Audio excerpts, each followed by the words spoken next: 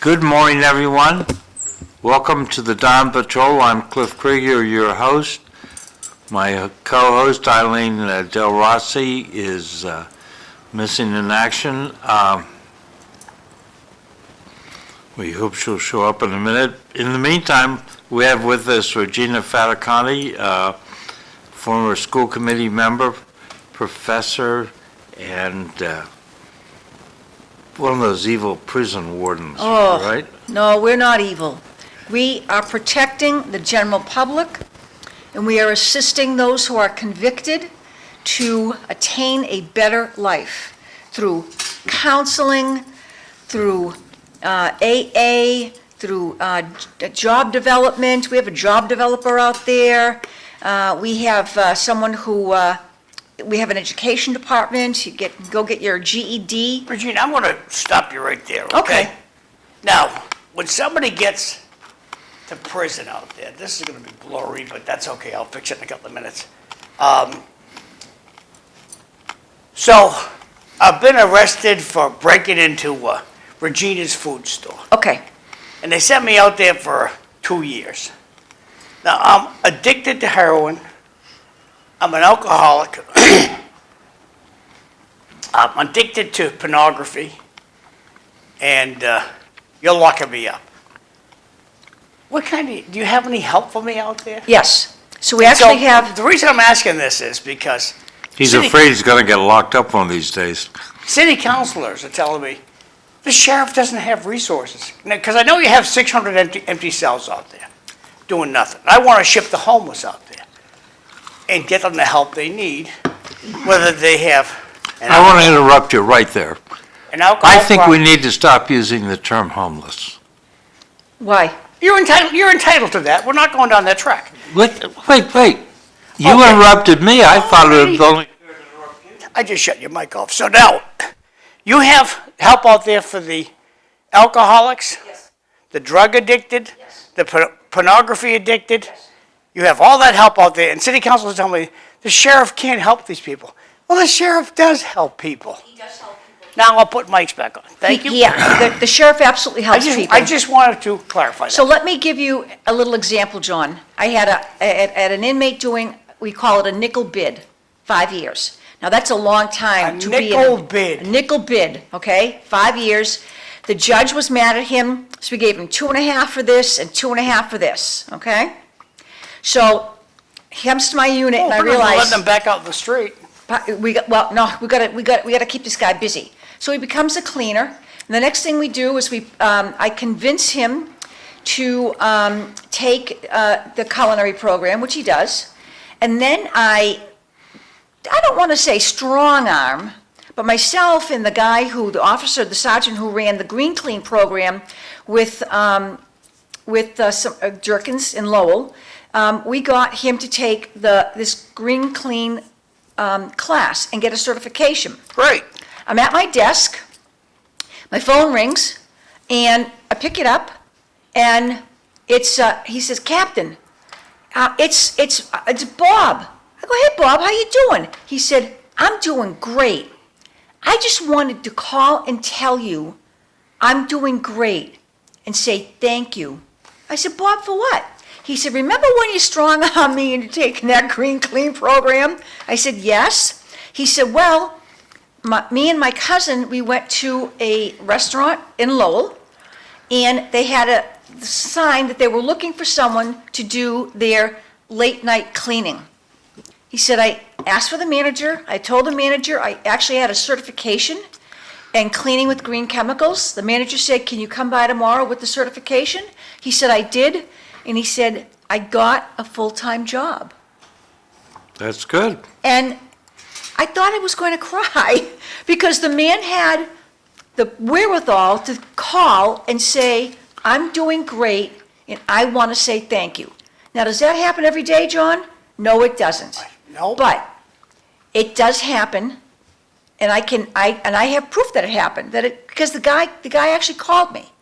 And I went and told the sergeant who ran the Green Clean program, and then sent an email that, "Hey, by the way, I got a call from Bob, and this is what he said to me." So we are making a difference. We are making a difference. This man will probably never, ever become incarcerated again. He has a good job. And Congratulations. very proud of that. So yes, the sheriff does have resources. We do NA, we do medical assisted What's treatment.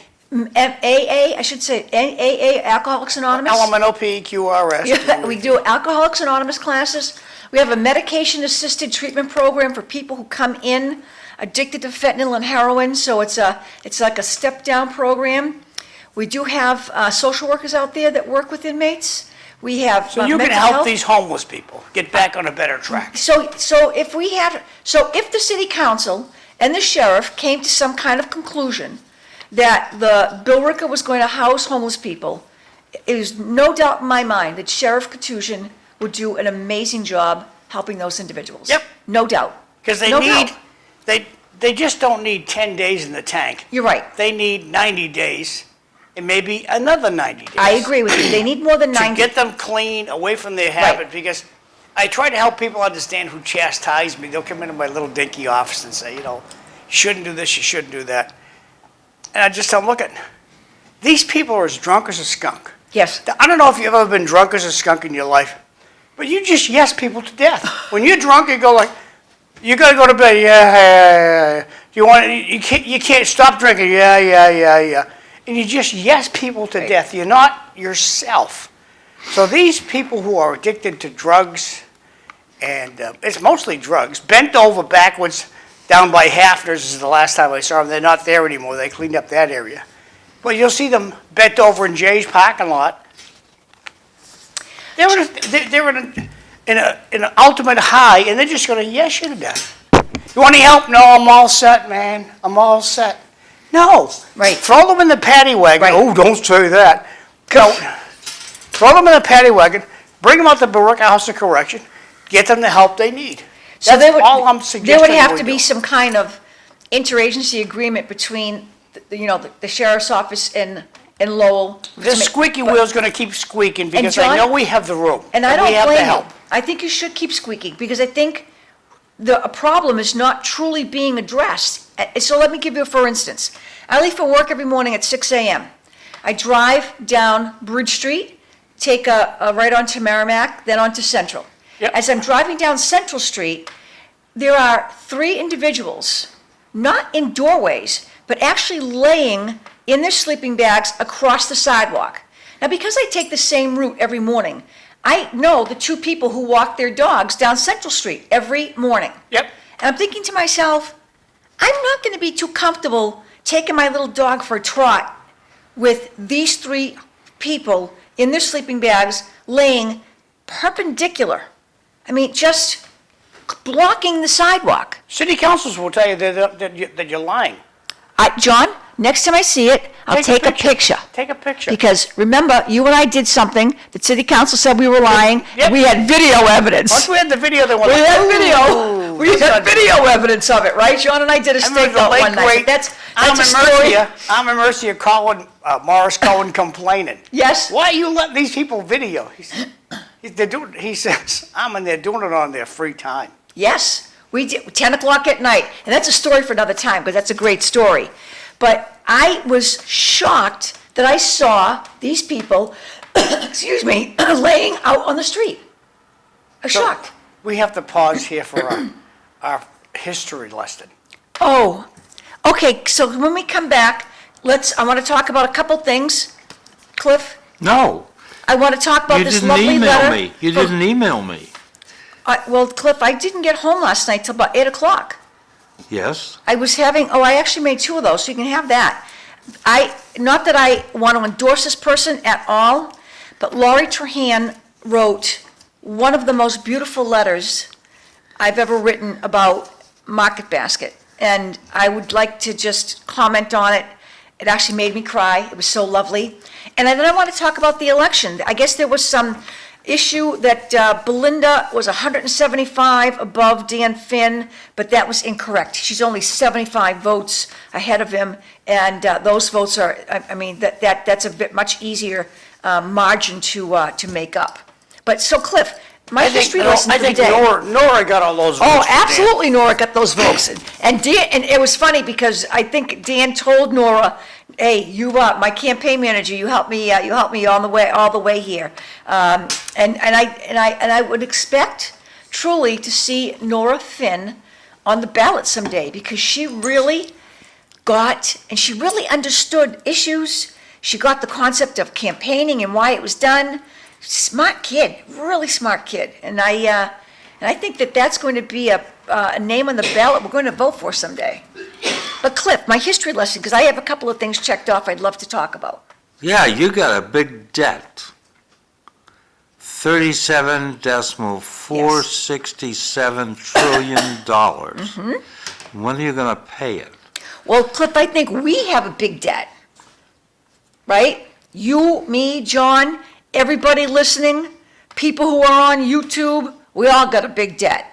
And I think President Trump is trying to make that debt smaller with the use of tariffs, which is, I think, going to be helpful. Yeah. So we have a low of 55 today, a high of 72. It's going to be sunny, but it's going to be cloudy Saturday and Sunday.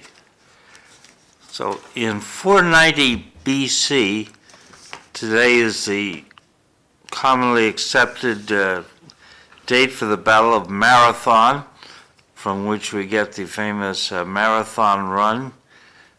The Athenians defeated the first Persian invasion force against Greece.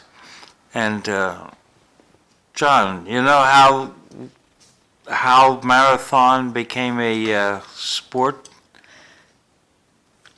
No, the thought never crossed my mind, Cliff. Ah. Enlighten the audience, please. It's the distance from the battle back to Athens Okay. is 26 decimal some miles. From the battle back to Athens? Yeah, so with the victory, they sent a runner who ran back to tell them about the victory, and then he died. I think that is amazing. I had no idea. Okay. So there's a lot of historical significance in the Boston Marathon. Yeah, All right, that's awesome. Thank you. it goes back The text- almost 2,500 years. The texts are not coming through, but this text is from Jay. Good morning, but coming from the manager and the city council, Lowell is safe and doing great. A load of bull fertilizer. That's from Jay. So I think most of the folks live in Belvedere. There are several who live, I have a counselor in my neighborhood. We now have neighborhood counselors. But I think you need to take the blinders off, because when I drive to work, I see lots of heroin addicted people literally walking in front of my vehicle because they need their morning fix. We should have election season every year. Because you know what they're fixing? They're fixing Elm and Chapel Street. They're going to fix that dip. Why? Regina, that's the reason that they discovered coffee lids. What? So you won't spill your coffee all over yourself when you drive down Elm Oh, Street. my goodness. So they started working on it yesterday, and they're like, wow, election year. So Wayne Janess, a big feather in your cap. You're getting that done. Taking a few years, but getting it done. So Oh, it looks please. like Golden must have woke up after the election and said, the incumbents aren't doing too good. I got to fix this. And because I'm not even going to get into, they're not doing well because the city is in crisis. And The regular city's in folks. denial for years. Yes, and the regular folks who live in neighborhoods like mine, it's not safe anymore. Our neighborhoods are not safe So in anymore. Centerville, you can't walk around in Centerville either? I won't, if, at night, I would never, I don't even open my door. You ring my doorbell? If you don't tell me you're coming to my house, you ring my doorbell, you can ring it 100 times, because I am not answering it. Wow. And I do not walk in Centerville at night. I do walk around my block during the day, but I will not walk in Centerville at Now, how are night. the streets, got another question. What street in Lowell is in good shape? Boylston Street's in good shape now. What streets are in streets in good shape over in Centerville? No, not really. How about in Belvedere, Cliff? Yeah, by and large, except for Fairmount. I will say that my whole street is going to be dug up soon for the new sewage project.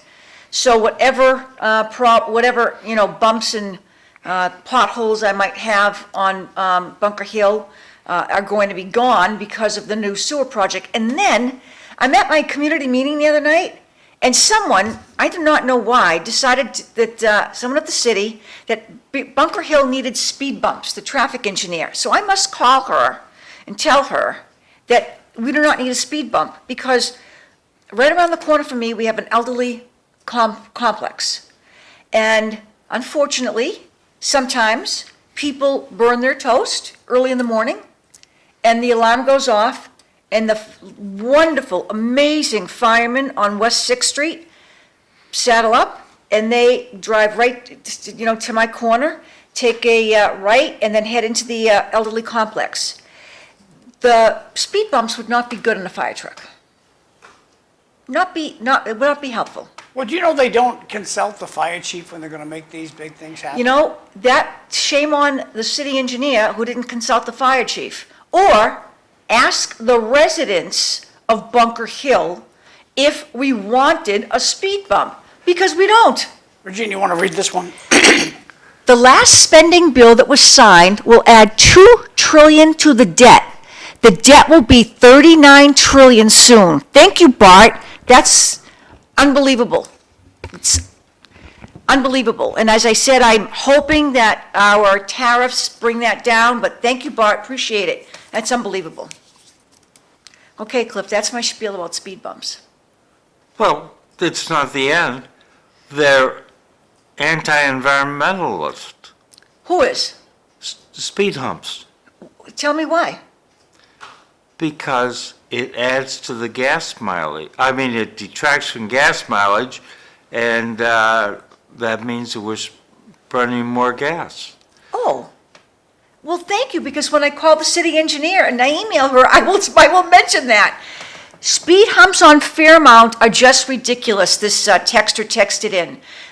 So, Cliff, you live on Fairmount, am I correct? No. Okay, but you live up in Close. the area, so have you ever driven on Fairmount and experienced those speed bumps? Yes. Okay. There are 2 speed humps there. So why?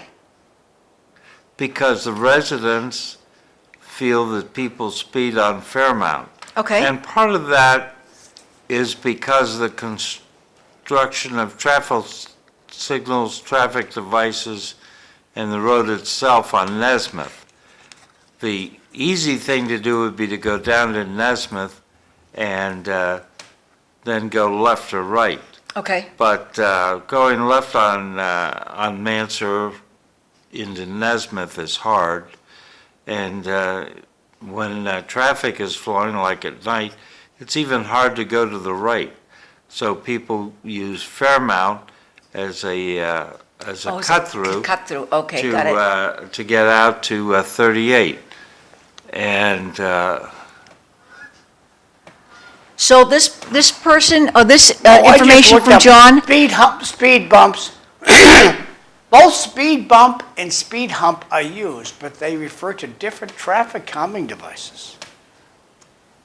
With speed humps being longer, gentler, and used on public roads to maintain traffic flow, while speed bumps are shorter, more aggressive, and used in private areas like parking lots to enforce slower speeds and stops. Well, I don't want a hump or a bump on Well, I'll Bunker tell Hill. you, you go out to Tewksbury, and when they put one of these things, I'll take my SUV can go through most bumps, you don't feel nothing. I slow down. Oh, really? That Well, bad? Yeah, Okay, and I think it's Shawsheen Street or whatever street, but it's a side road I use, and I'll hit that, and you hit that speed bump, and you know you did it. okay, that's They not, got good ones in Tewksbury knows what they're doing. By the way, I wanted to go to the 9/11 ceremony last night, but I was stuck in the bathroom the whole night. I was just having one of those nights, couldn't leave the house. okay. And so So- I'm sorry I missed that. It was a very moving ceremony. Mark Kratman puts it together out there, and sorry I missed it. And where does he put it together, John? At the 9/11 Memorial at the corner of Chandler and Main Street on 38. Okay, Does a beautiful job. because we have had, so let's remember that Pilot Air Force veteran Oganowski. Yep. Somebody who his parents and my grandparents were well acquainted, having all come from Poland.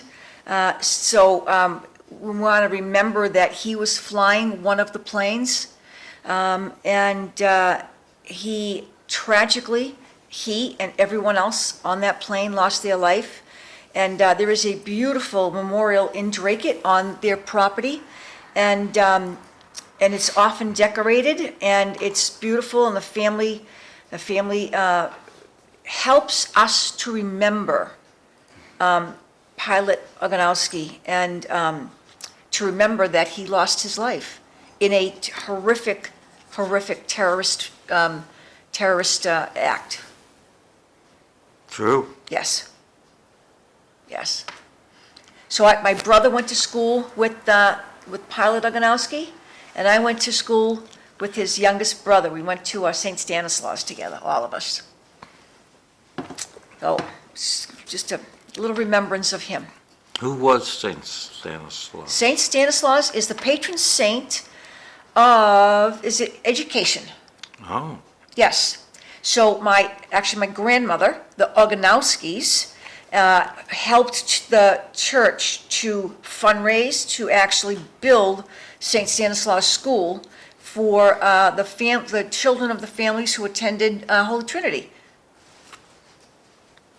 ah, So that's why we all went to St. My brother went If you there, I went to went St. there. Stan's, you got a great education. Oh, I did get a great education. That was a good school. It was a Strict, great school. Strict. Very strict. The nuns there were very strict. I remember getting a paddling on the backside and my knuckles being rapped a few times. Oh, Those yeah. were the good old days. Oh, yeah, the good old days. They don't do that anymore. No, you can't do that anymore. And it's, it made me probably But that much was the more way of the world back then. law-abiding citizen than it may have been. But I got a great education there. It was fabulous. no. Can we go down to 1938? Wait, just out of curiosity, Yes, we have a Clitheroe Street in Lowell. Clitheroe, okay. Does anybody know who Clitheroe was? I know, but you're going to tell me. Clitheroe is a saint, Okay. a British woman who was saint? martyred. What? A saint? Yes, saint. S-A-I-N-T. I know Saint. I He does too. understand you've moved me past the point about caring about this issue anymore. Please proceed. Anyway, I want to get to she 1938 was, and 1953. she was pressed to death between two doors. Oh, with rocks? Yeah, Oh, why? What because she her was s- a Catholic. I was going to say because she expressed her Catholic faith. Oh, Yeah. my goodness. All right, Okay. so in 1609, Henry Hudson begins his exploration of the Hudson River while over here from Europe, looking around. 1933, Leo the Lizard, waiting a red light on Southampton Row in Bloomsbury, conceives the idea of nuclear chain reaction, leading to the nuclear bomb. Ah, Okay. Okay. Just sitting there at the red light, not wasting his time. 1938, Adolf Hitler demands autonomy and self-determination for the Germans of the Sudetenland region of Czechoslovakia. And then the next year, he takes over Czechoslovakia.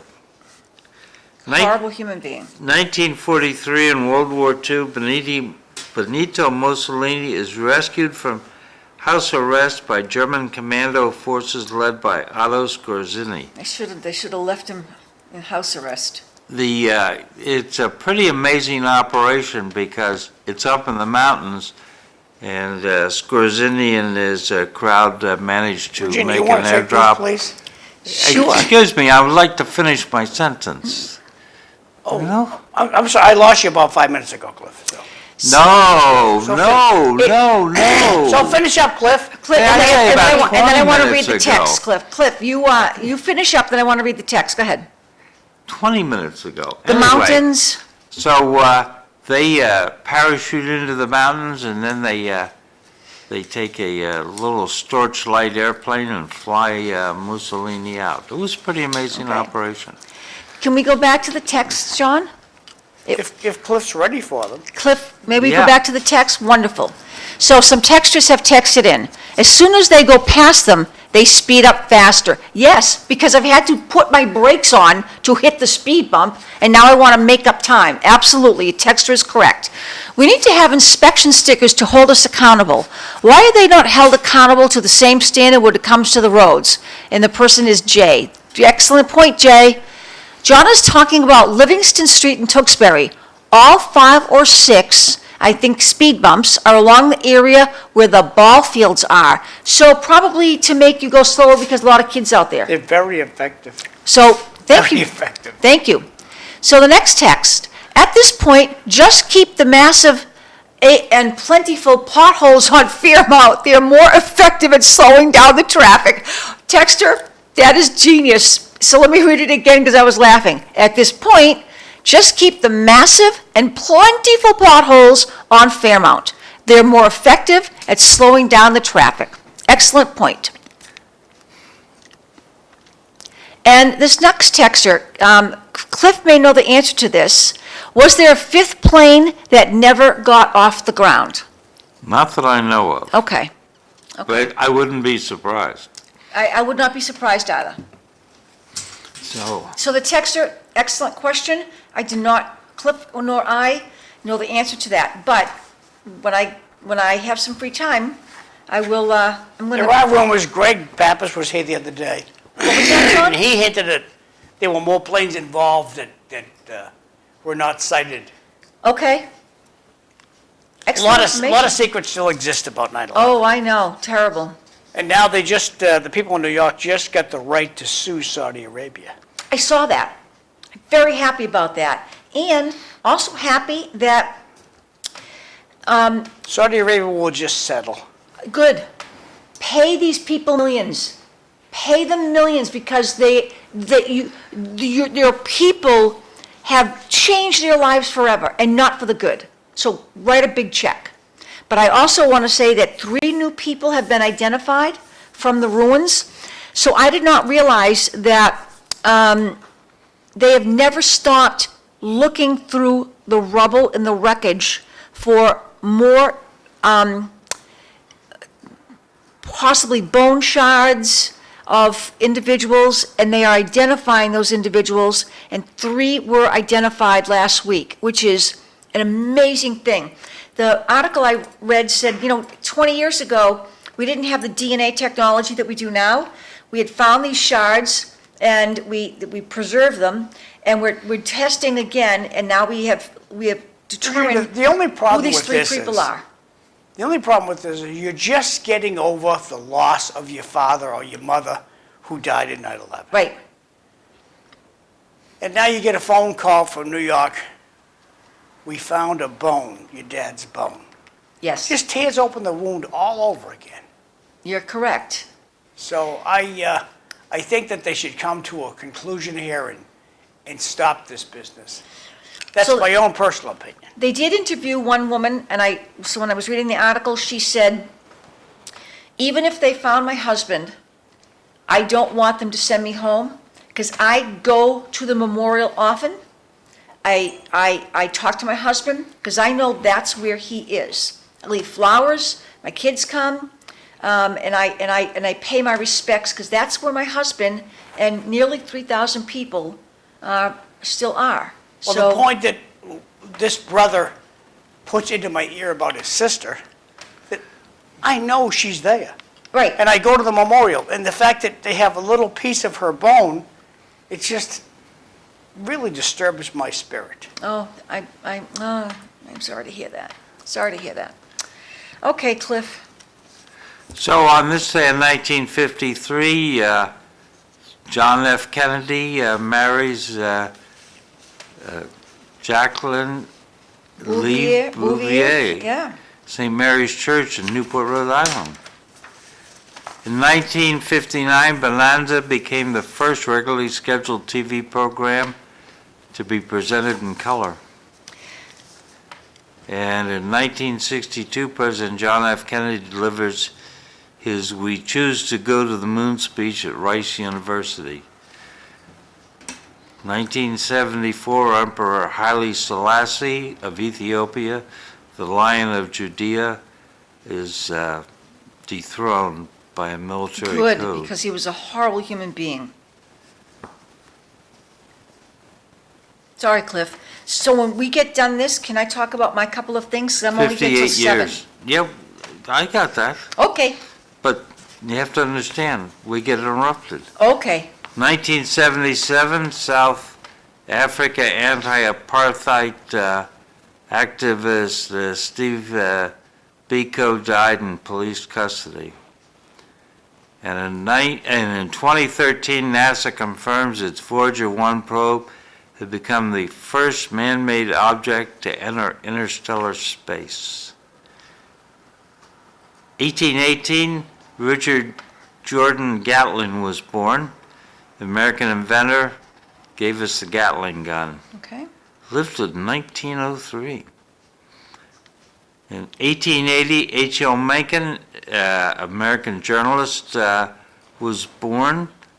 He's the one who said, democracy is the theory that the common people know what they want and deserve to get it, good and hard. Maurice Chevalier was born in 1988. And in 1997, Sydney Sweeney, American So actress. she's the one who did the jeans commercial that everybody said was a propagandist of Nazi ideals. So Beyonce has done a jeans commercial. Lots of other women have done jeans commercials. She just happened to, in this, nothing, my jeans are excellent or whatnot, referring to the pants she's wearing. She just happens to be blonde-haired and blue-eyed, so it started a huge controversy, which was a stupid controversy. And nicely physically endowed. If they're gonna pay you Absolutely. $100,000 to stand there with your jeans on, I would do it in a heartbeat. that's all for money. Yeah.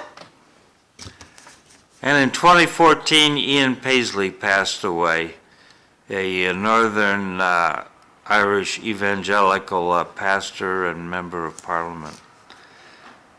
You remember Ian Paisley, John? No, I don't. No, didn't think so. And today is National Day of Encouragement in the United States. So I would encourage you to move ahead so we can talk about the letter to the editor in the election, because I'm only here till 7. You're only here till 7? You have me on the schedule till 7. Okay. So, National Day of Encouragement started in Arkansas, and it's all about being Regina. It's a day to uplift and encourage people to make a positive impact in their lives. So what about the election? So I want to head to the election, but I just need to call people's attention to the letter to the editor. I'm not supporting or endorsing Laurie Trahan in any way. However, she wrote a letter that was absolutely beautiful. Are you announcing your candidacy for No, I'm not Congress? announcing any candidacy, but I just have to say that she remembers going to Market Basket. She said, Market Basket's not just a grocery store, a part of my DNA. Growing up in Lowell, it's where we bought groceries. Those trips weren't just errands. They were rituals that taught me what community feels like, what hard work looks like, and how far a dollar can go when a company truly cares about the people it serves. And that's when I started crying. Beautiful, beautiful tribute letter to Market Basket here. I left you a little copy there, Cliff. And she talked about losing RDT. I think when we lose RDT, we lose the philosophy of Market Basket. And because I think the three witches, who never stepped a day of work into any of the stores, does not understand how people truly feel about Market Basket. And it's not just a grocery store. It is a community for people. When I go to my Market Basket on Bridge Street, I see my neighbors. I stop and say hello, chit-chat, catch up. It's wonderful. Absolutely wonderful. And I don't, I don't think you're going to get that someplace else. Now, I had a lovely facial last night up at Serenity, and I was talking to the woman giving me my facial. She said, I've had 30 relatives work at Market Basket. Her uncle started mowing the grass for, my mother used to call him Old Man Demoulas, when he was 12. And he retired at 65. She said, I've got friends and family, mostly family, who all work at Market Basket because it was a fair company, good pay, good benefits, and it will be a disaster if the people on the board don't start to come to that recognition that they are ruining a wonderful piece of history, but they're also hurting people in the pocket because I can't get the prices someplace else that I can get there. Now, I know some people are not shopping at Market Basket anymore. However, my esthetician last night said to me, her cousin said to her, hey, listen, you're only hurting us because we are still working here at Market Basket, and if people aren't going to come here, it's going to be very tough for employees to retain their jobs. And I said, well, I made a Did you speak to the walkout that's supposed to happen? Well, so anyway, I did say to my facialist that I'm going to continue to shop at Market Basket until the employees decide to strike. And when the employees decide to strike, I will support them 100%, and I will have to buy groceries elsewhere. But you know, when the last time they had a strike, I discovered how wonderful I like Brox's Farm and Oganowski's. So I actually bought some yellow beans up there last week, and I'm going Saturday to buy some more yellow beans at Brox's. And so I found other places to shop. But if the employees strike, I think you obviously will see lots of people not return to Market Basket because they want to support that beautiful company philosophy that the Demoulas family started years ago and that RDT has still retained to this day. John, when I go into Market Basket, if a little kid has a little piercing on his ear here, he has to put a Band-Aid on it. Everybody has to wear a tie. Last time I was there, a young man was putting carriages in. He saw me walking towards the carriage corral, and he said, I got you, ma'am, I got you. And he pulled the carriage out for me, and I thought, what a nice young man. I have to find the manager and tell him about this kid. I wanted to lift a case of water into my carriage. I couldn't do it. The young man in the aisle said, ma'am, stop. I'll put that in for you. That's what you get at Market Basket. That's the kind of service, just the everyday wonderfulness of the store. Well, cool. And I would hate to lose that. With Martha not being as healthy as she'd like to be, all of a sudden Cliff has to go to Market Basket. Oh, So okay. Cliff, where do you go grocery shopping? Hannaford's. Oh, okay. Okay. So that's my little spin on. Thank you, Laurie Trahan, for writing that beautiful letter. She really encapsulated what Market Basket means to many people in New England. Because this experience, I'm not just talking about the experience here in Lowell, but it's Drake, it's Tewksbury, Chelmsford, Rhode Island, New Hampshire, Maine, and it would be very sad if that type of service was to fall to the wayside. It would be very, very sad. So like going to Vaughn's. Tell me about that experience. Oh, when I was in high school, we shopped at Vaughn's. Okay. And what happened to Vaughn's? They stayed in California. They stayed in California. Oh, and they didn't go any further. Okay. Yeah. All right.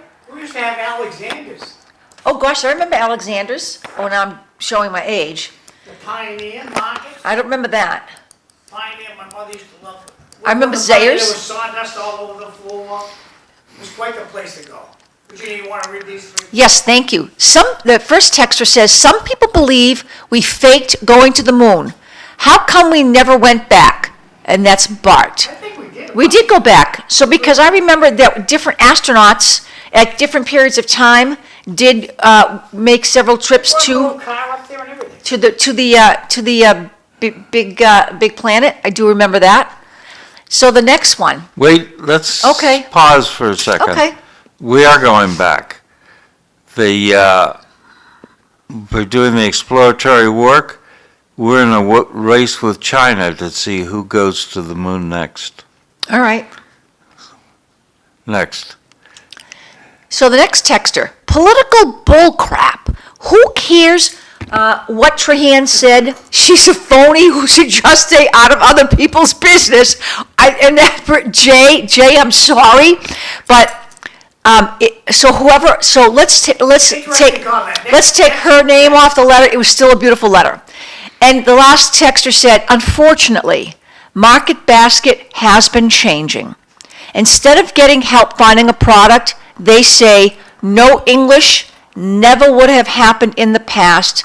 And that was from texter DW. So I will also say that a couple people did say that to me.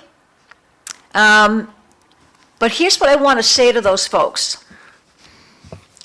People like my grandparents, who didn't speak English, got jobs. And if you had approached them for some help, they may have said, no English. But they were working. They were taking in a paycheck.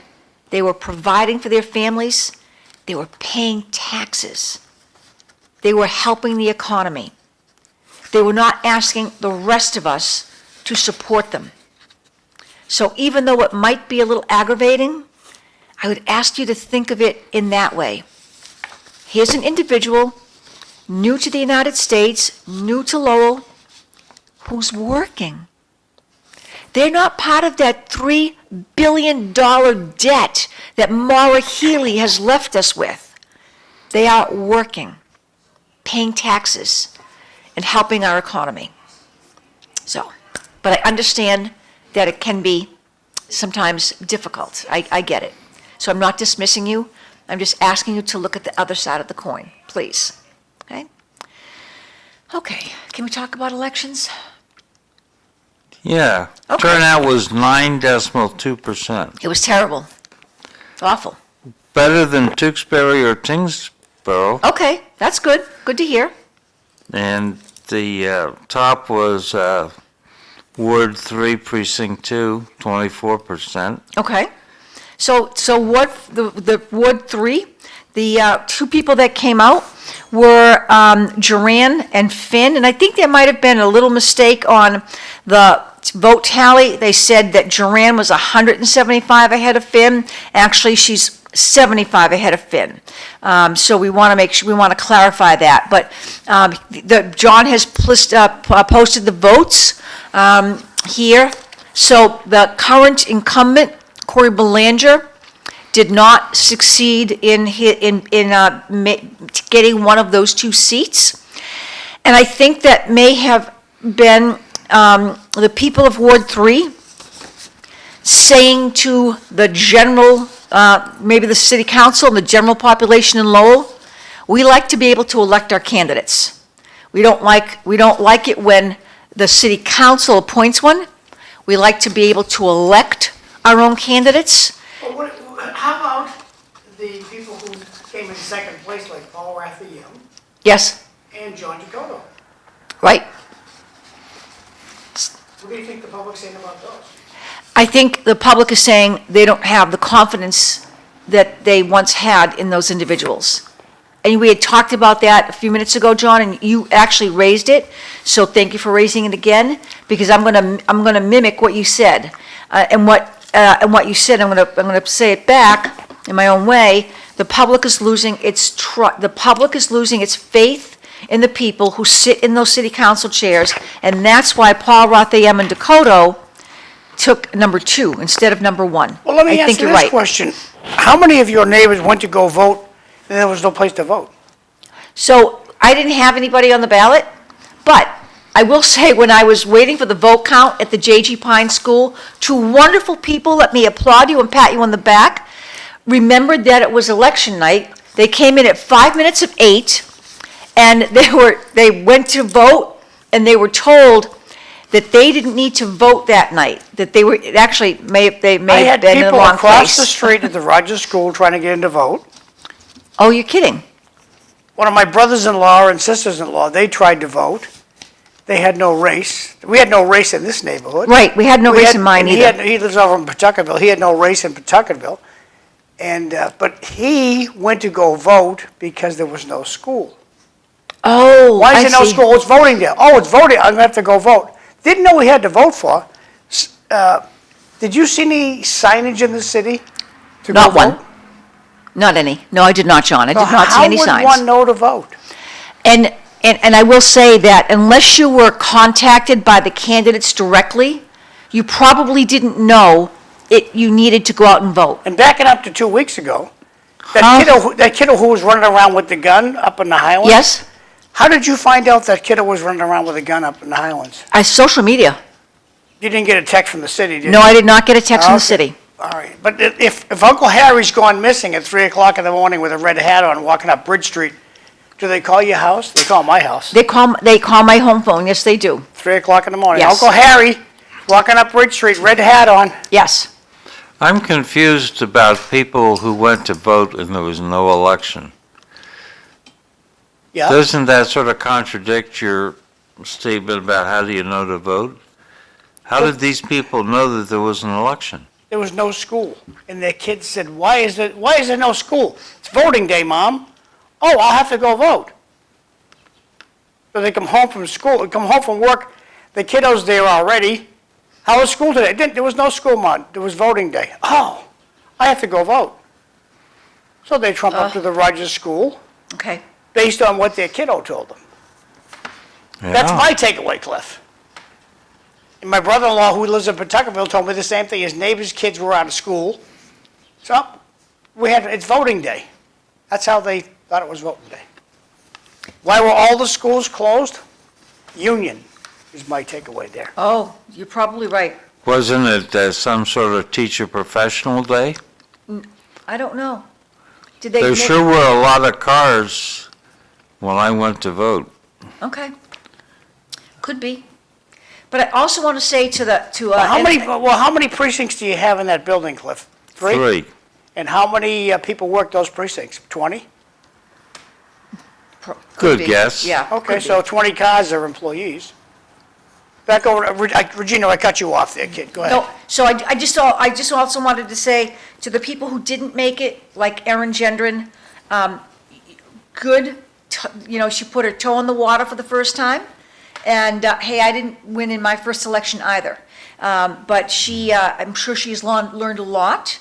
I'm sure she's going to continue to participate in what's happening in the city.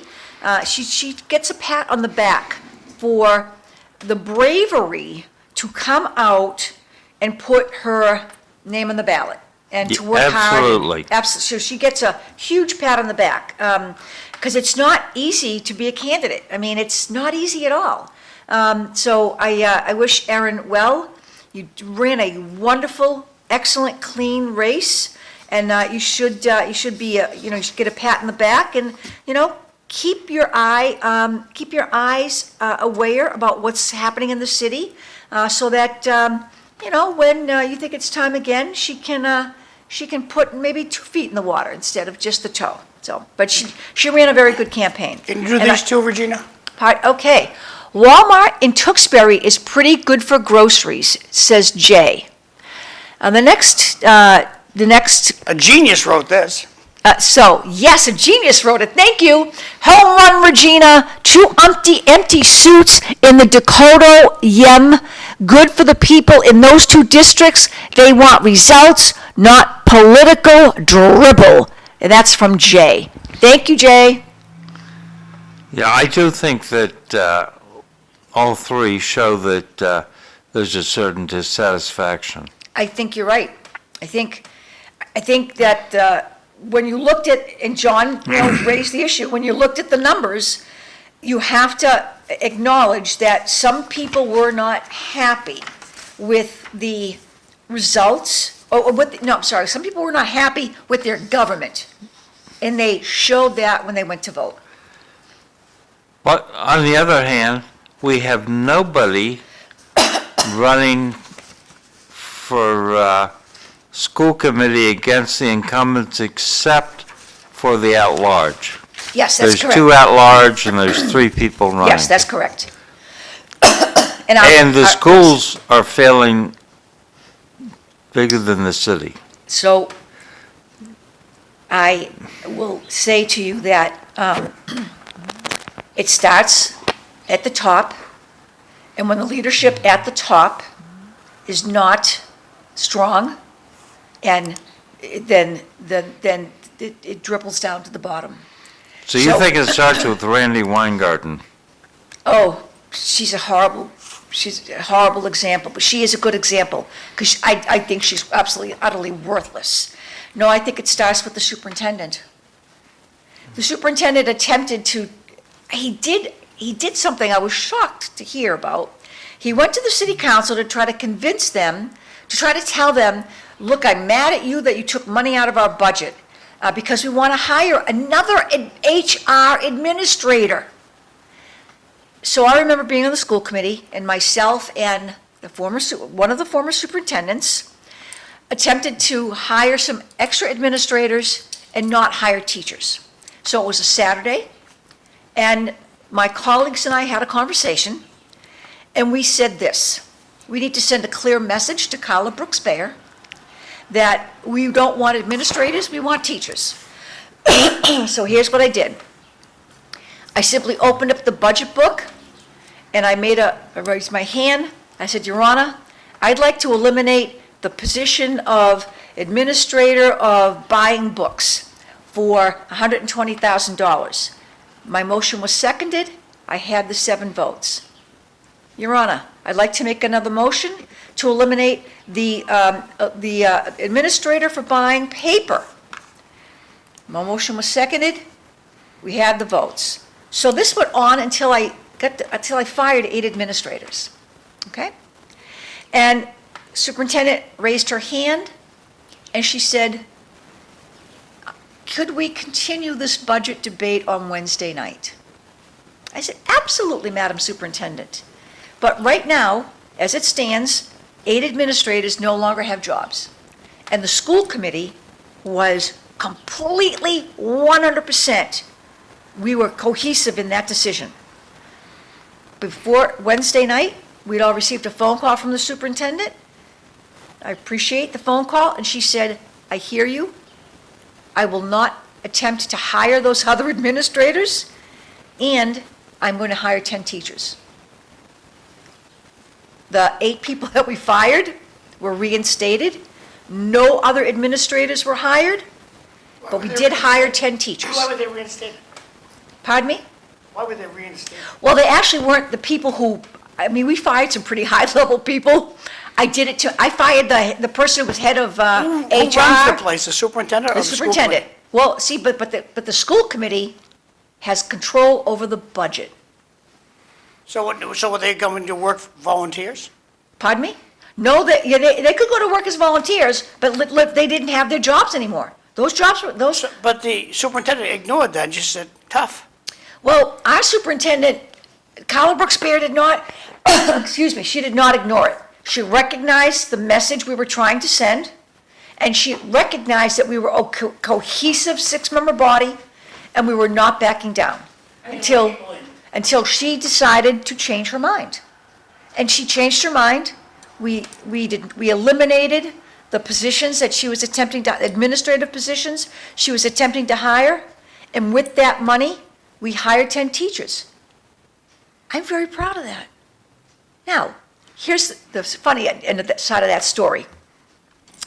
A gentleman I worked with his wife was one of the people I fired. I had no clue. So as I'm punching in that Monday morning, at the time clock, he meets me, and he said, hey, Regina, how you doing? I said, great. He goes, I'm Bob Smith. I said, hey, Bob Smith, how are you? And he said, yeah, my wife, Agnes Smith, she works for the school department, and she was one of the people you fired on Saturday. I said, Bob, please tell Agnes that she should not worry. that we are going to reinstate those positions as soon as the superintendent comes to her senses. And I said, I'm sure she will come to her senses before Wednesday night. So please tell Agnes that I apologize for the fear that she experienced on Saturday morning when I fired her. But by Wednesday night, I'm sure she'll have her job back. And she did. By Wednesday night, the superintendent, as I said, contacted us, said, I understand what you're trying to tell me. I will not hire those administrators, but I will hire more teachers. Agnes got her job back, and I made a new friend at work. Small world, right, Cliff? It is. Small world. It's trying to move along with the agenda. Okay, go right ahead, because I'm here till 7, and we have a next guest coming up. Charlie Kirk. Oh, horrible thing. Assassination of Charlie Kirk. Yes. Cliff, do you want to expound on that? No. Okay, how come? Because I'm pretty upset about the whole thing. Me too. How do you feel about it? I am very upset about the whole thing.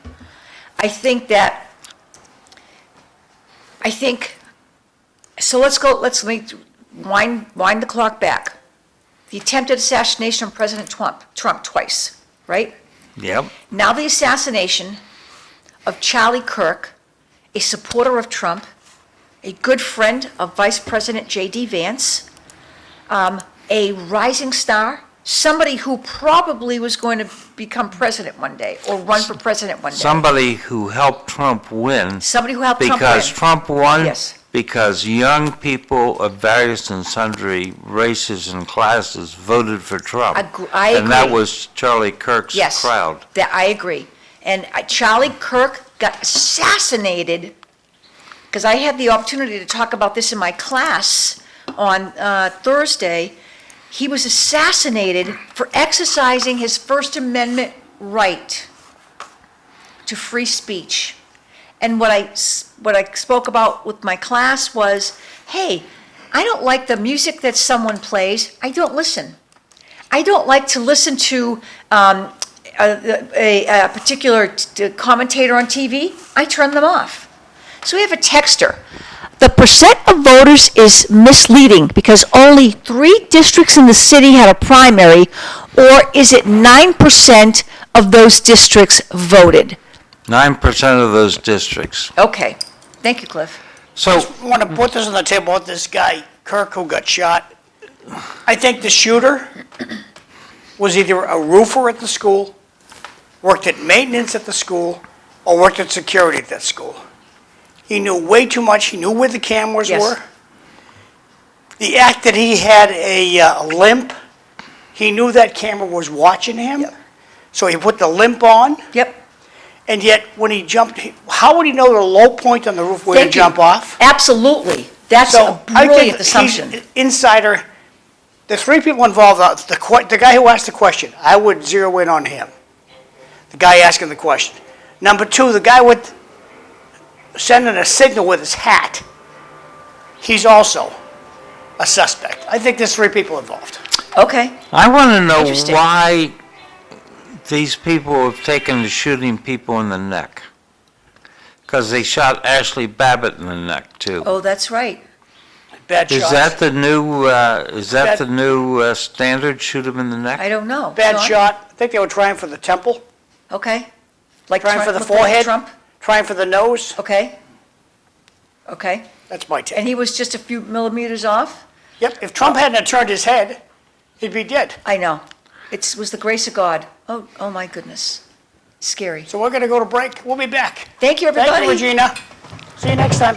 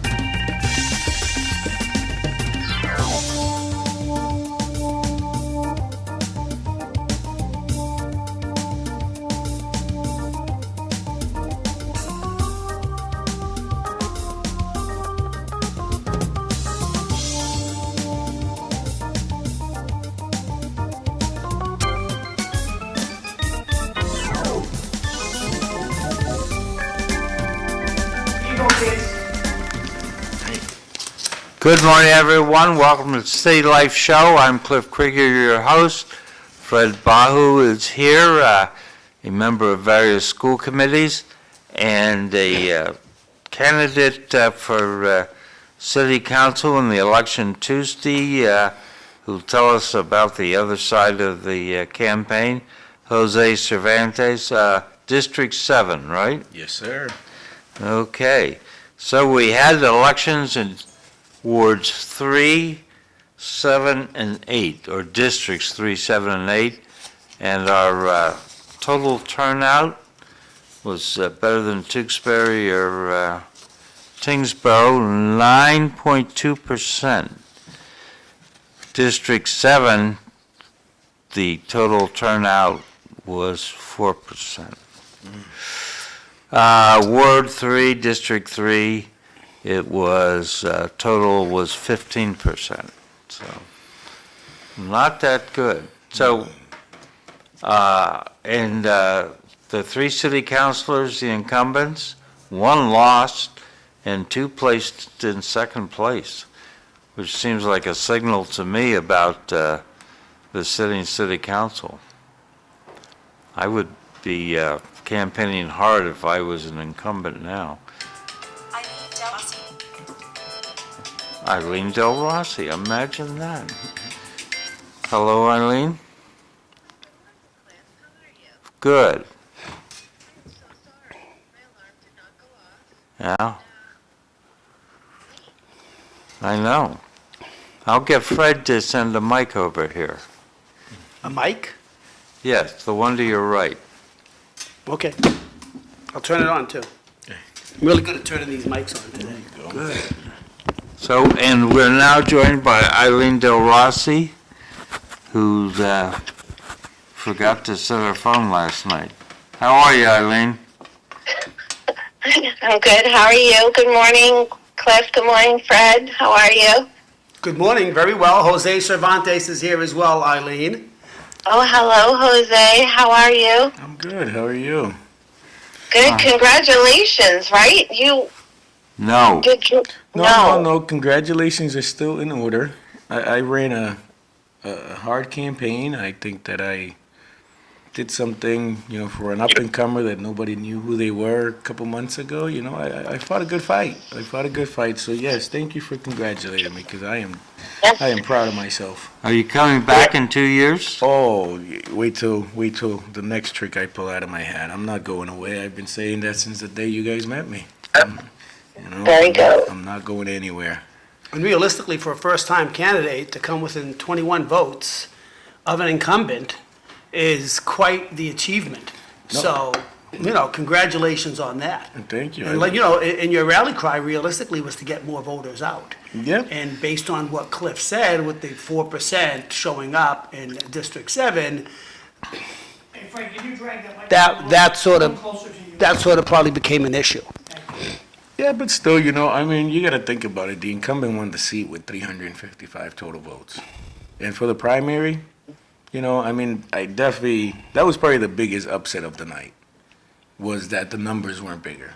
Mm-hmm. Realistically speaking, again, 6 months ago, nobody knew who I was. I'm just some poor construction worker from the acre that decided to, grab themselves by the bootstraps and make some noise and get out here. And I'd like to think that whoever didn't know who I was, they do now, and the proudest thing, the proudest moment for me is that as I'm talking to people, like, stay involved, we can tell you're just here for the community, you're not here for, and that was the biggest thing I wanted to come out of this election, was that I wasn't here as a one-off, I wasn't here to gain political power or money or anything like that, it was for my people. Sure. For everybody in Lowell, and I surpassed that more than, That makes you a great community member. And people know that you will make noise when you need to make noise. And I've seen you speak at city council meetings, and you go to bat not only for your district, but for the people of the city. So I think that makes a really large difference in people understanding who you really are, and not some seasoned politician, like they may say that I am, which I am not. Let's talk about the city. What's your vision for the city, Jose? and then I'll ask Fred. How do you see Lowell? How do you understand Lowell? No, I mean, and I've said it here before, I look at Lowell as like the United States, like the little UN where every district has its own needs. Every district has its own things it wants. Belvedere wants, less speed humps or maybe some more in some places and more green space. I'd like to, at least for my district, I'd like to find a way to transition people off of this subsidized house and hamster wheel they are. And I know that a lot of that work is going to have to be done boots on the ground, talking to people, getting them motivated to, go to college, push themselves, and then obviously with some assistance from the city as well, But I want everybody to have a fair shake, whether it's that they're not allowing themselves to have that fair shake or we're not giving them that fair shake, Fred? Lowell's a great city. I've lived in it all my life, over 60 years, not to date myself. We have a terrific arts community. We have schools from pre-K all the way up to doctorate degrees at UMass Lowell. We have great parks. We have residents that have been a part of the city for a long time and only want to see growth.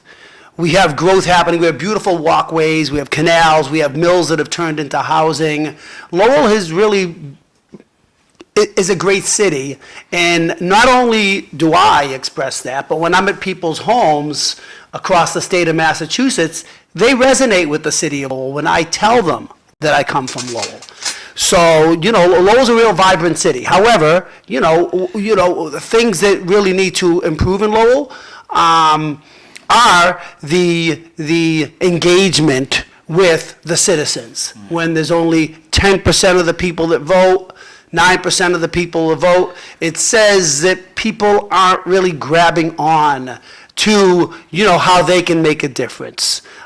Schools are a big part of the city of Lowell. Again, from pre-K to college, schools are what Lowell is all about, and I don't know that enough people really engage with what the benefit of the school districts can be for the benefit of themselves and their city themselves.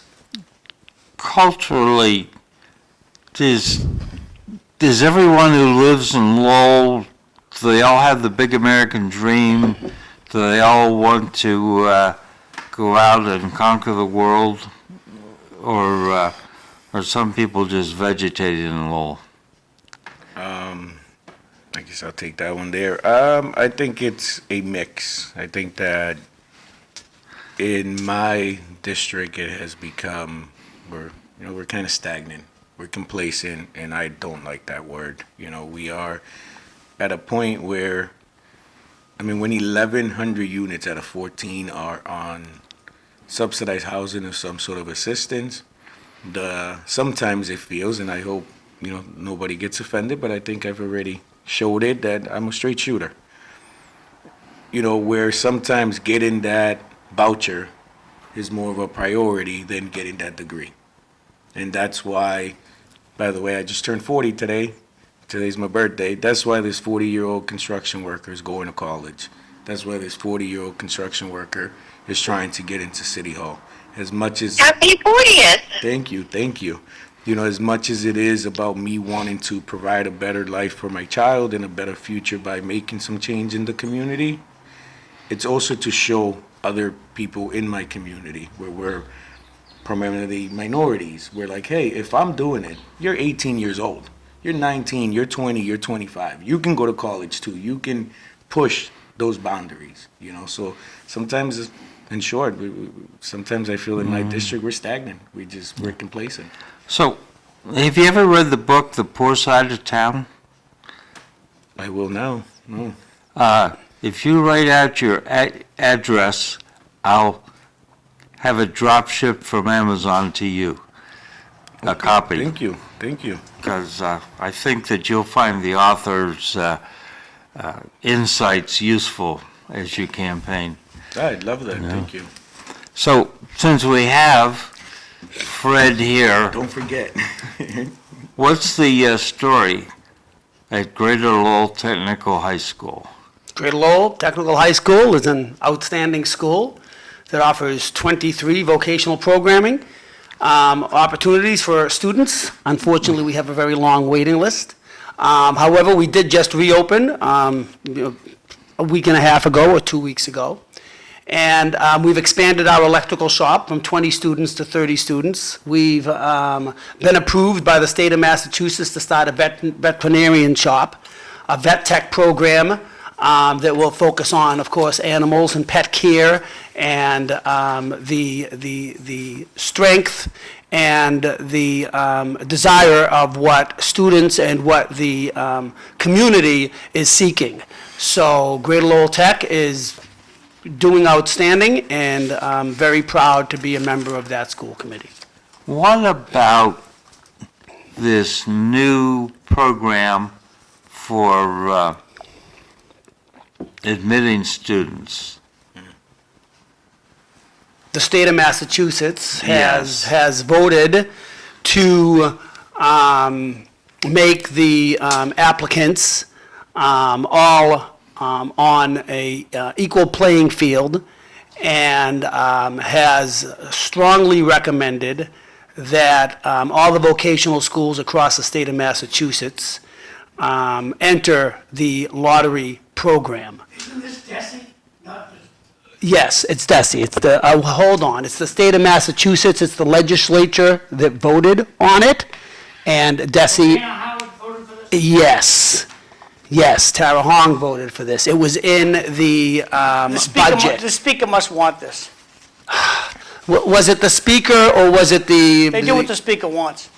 Yeah, well, they're doing what the speaker wants based on the article in the Lowell Sun the other day, where, what percent votes with the speaker. You don't vote with me, I'm and there gonna were take away many your work 100s. bridge. I'm gonna take away your work bridge if you don't vote with me. Yeah, if you I don't can hear vote with the that. speaker, they make you the U.S. Senator.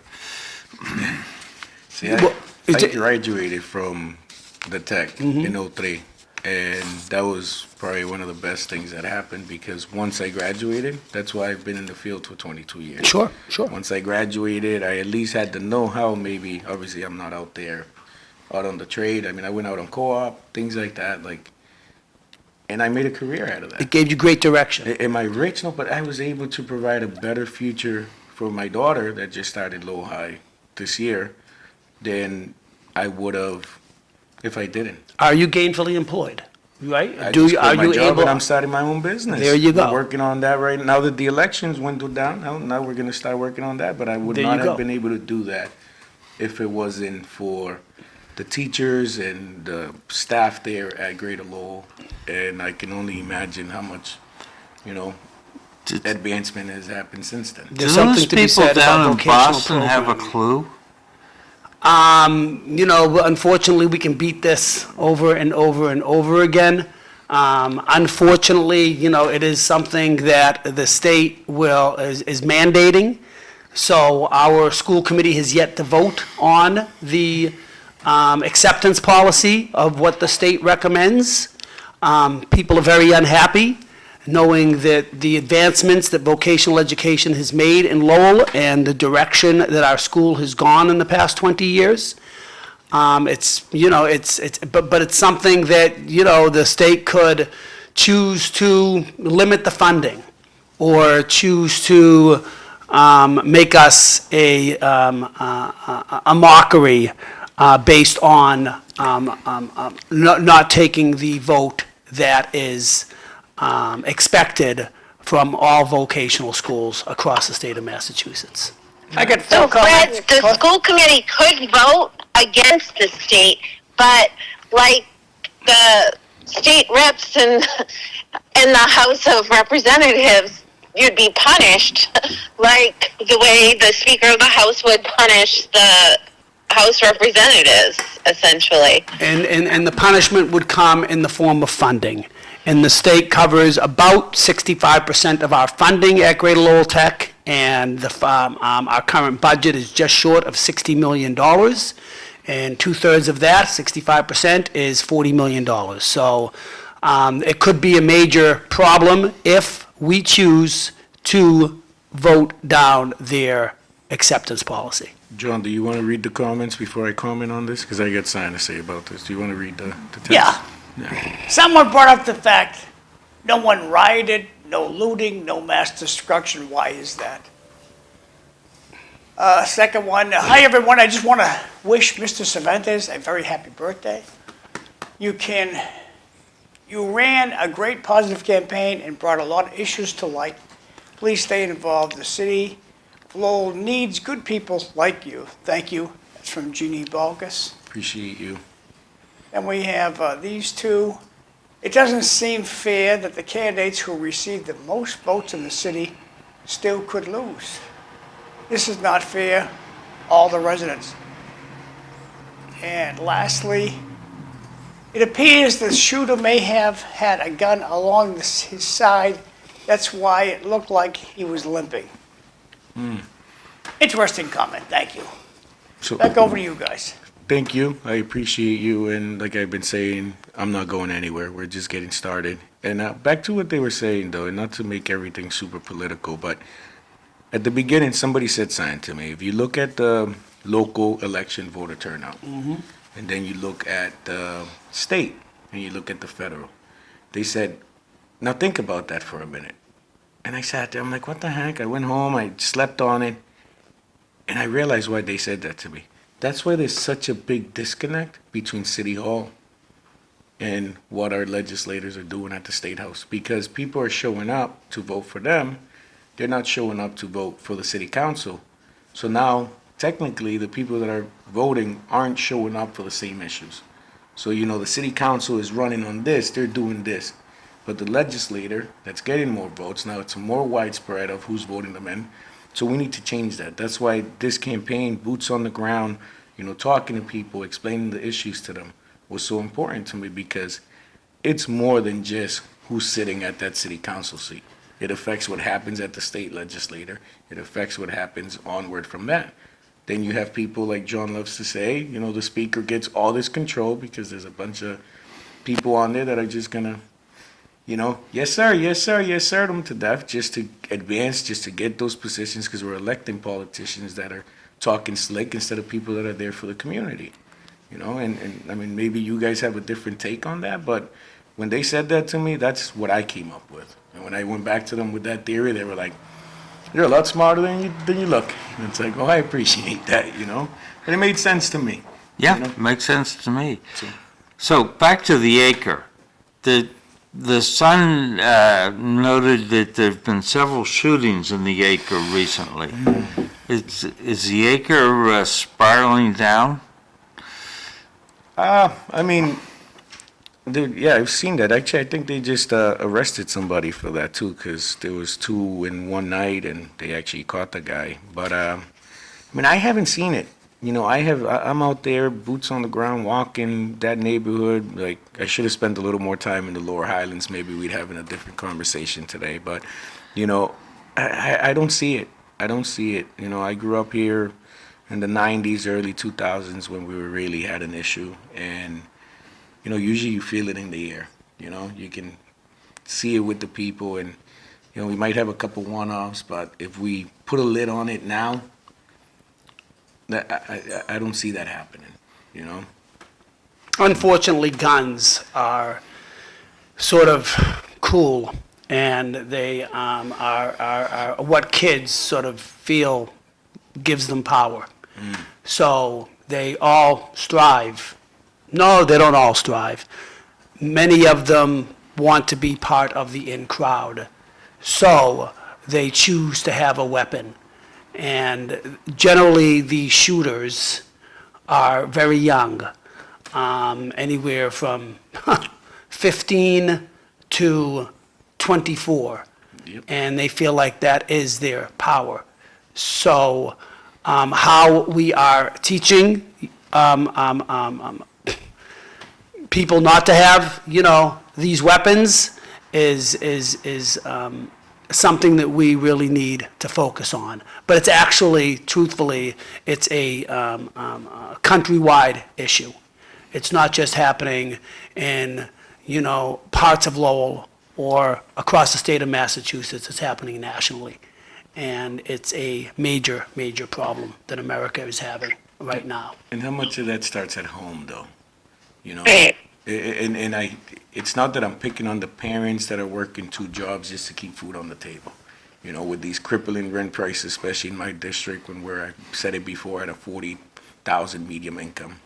You know, how many of that is on the parents? My dad, Puerto Rican guy that was born in 1928 in San Juan. I was raised that, as a man, these are your 2 biggest weapons. Your hands and your mouth. If you can't talk your way out of it, you better be ready to put those hands up. You know, and now we don't have those, I feel like, not in all cases, but we don't have those same values. I'm not saying go around and fight everybody, but it's, be careful, because the things that come out of your mouth have repercussions. Now it's as easy as you go buy an illegal gun, because it's not all guns, it's guns that are in the streets, illegal guns that people, there's no accountability behind them. You know, so Right. now, what, you see a big, imagine seeing I've always been a big guy. You see a big guy like me, and you're running your mouth, and, you know, we're freshman, sophomore, and they're like, hey, I'll see you after school, because you're talking, you know, you're talking really tough. It's easier to, let me borrow that. And then it escalates, and, you know, I had that happen to too many people growing up. Like I said, that time period where I was growing up, where I was in high school, it was a lot rougher than it is now. Statistics show it, and I was there, I lived it, I know it, you know? But, again, how much of that starts at home? That's why I always say it's not just about blaming City Hall, it's about taking accountability, looking inwards. You know, if they're not doing their job, it's our fault. Oh, sorry. No, go ahead.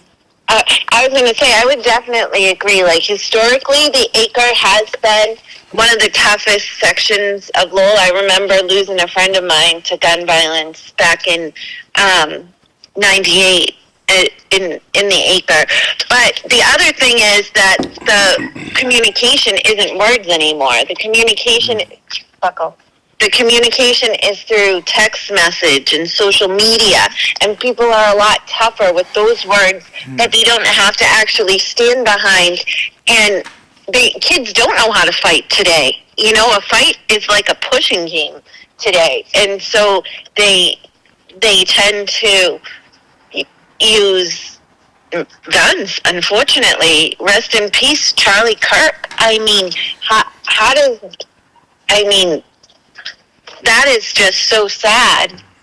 Eileen, that's a great point about the social media, because people are ultimately, you know, on social media making strong statements, and it's realistically happening on Instagram and Facebook, but more so on Instagram, where the younger people hang out. And if you read about, you know, where the gun violence stemmed from, it seems to frequently come up with, there was a social media post. So, yes, they do not, you know how to go ahead and then discuss face-to-face. Instead, they make strong statements on social media, and then vengeful attacks come into play, unfortunately. Okay, I just want to barge in here for a second and talk about Ned Tarmey. His wake is going to be Sunday from 2 to 6, and right next door at McDonough Funeral Home, and then we're going to have a funeral mass. Ned's mass is 11 o'clock at St. Michael's Church over in Centerville, and that's going to be on Monday, and then we're going up to St. Patrick's Cemetery. So that's the plan for Ned. Rest in peace, good guy. God bless Ned. He was a great guy, always personable, outgoing, friendly, and gave lots of words of encouragement. I never knew him, but thoughts and prayers with his family. It's never easy to lose a loved one, you know, but no, we definitely need to, you know, I tell my daughter, I have a 14-year-old daughter, and I hear her joking around with her friends, and some people might frown on this, but it's like, listen, kid, be careful what you say, especially online. You got to remember, I know it's different, but I grew up in a time where any given time you will be held accountable by the words that come out of your mouth. And unless you're ready to get smacked in your mouth, you shouldn't say things. Always have that in the back of your head, because you don't see me getting into arguments. Actually, Jeffrey Feldman was probably the only person that he's seen me go back and forth with on Facebook. And I don't argue. If you want to say something negative, good for you. Thank you. If anything, I go on and I say thank you. Oh, I'm this, I'm that. Thank you. Have a great day. Because there's no repercussions. I get nothing out of it. Now you want to argue with me face to face? I'm not. saying I'm Jeffrey gonna get in a Feldman, fight. don't waste your time. Don't waste your time. He's You know, a unique man. Oh yeah, yeah. Actually, we've become very friendly because he tried breaking me, online. But he was saying a lot of things that were true. He could have said it a lot nicer, and I'm not gonna. Okay, yeah, no, you're right. Well, I went to a meeting like probably 20 years ago, and Jeffrey Feldman is prancing around the meeting room, and he's got the microphone. He says, "We're going to unelect Rita Mercier." So I looked at him, I says, "How can you unelect somebody?" And he went right out of his tree. So that was at the Democratic City Committee meeting that I got invited to go to, and I never went back. We've built a weird kind of friendship, not Jeffrey's one of the few people that actually walked off the stage here. really. My memory, I could be wrong, but I think he's one of the few that's walked. I've had like 2 or 3 people walk off the stage. Oh wow, wow. Yeah, no, see, I didn't know that. I'm new. No, I'm not saying, hey, he's your friend, that's good. No, we're Enjoy your friendship. No, I mean, he's definitely somebody The that. door's not closed on my end, it's just difficult to communicate when you don't agree with him. No, that right there, that is truer words have never been spoken. When you don't agree with him, there's definitely, but no, I mean, we have to do better. I've been saying that this whole campaign, and by we, I don't mean just City Hall. I mean, we got to help our educators educate our kids.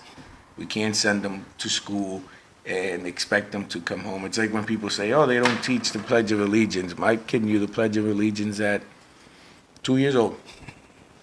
Okay, they don't teach that in school, okay, but as a parent, it's my responsibility. They don't teach the Pledge of Allegiance? They do. I don't know why people say that, because at least at the school where my kid went, they always did. People say a lot of things. Electrician? And ultimately, you need to go ahead and fact check. You want the You electrician know, in? how does, Okay. That's the students biggest thing. pledge to the flag, how do they know?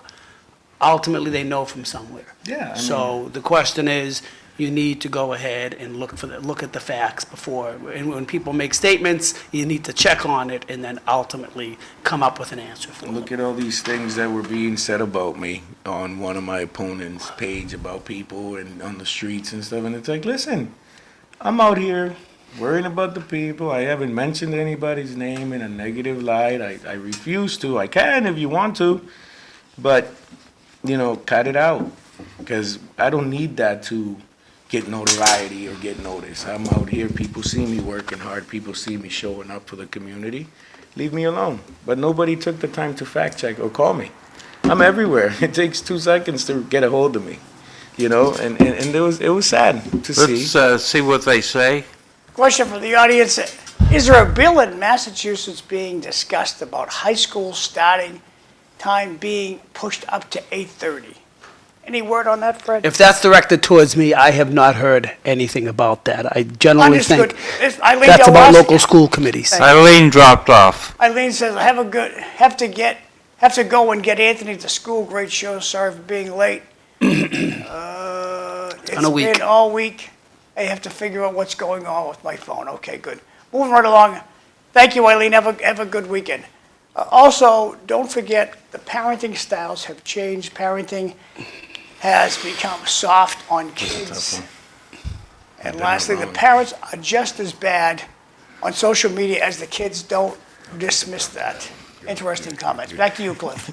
So, and I agree that this was a long time ago, but I used to take a .22 caliber rifle to high school, and because I was on the rifle team, and I'd lock it up when I got there. You grew up in the Wild West. Did you have a cowboy hat and a horse?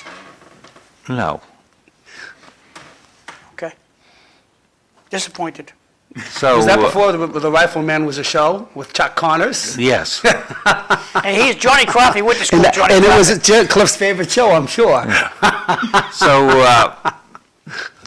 we're not helping people to learn to communicate and interact well. It seems. So Unfortunately, guns are learned on the streets and not anywhere else. And that's the biggest issue. When a 17-year-old kid is teaching you, you know, how to handle a gun and what to do with it, and he doesn't know, then basically it's already all wrong from the start. There's so much that goes into that, you know, where obviously we're a lot more densely populated pretty much everywhere you go. And, you know, again, the parents you don't get to come home to mom being home. You know, that was a crucial part where it was like, hey, you're home at 8:30, it's 3:35, where are you?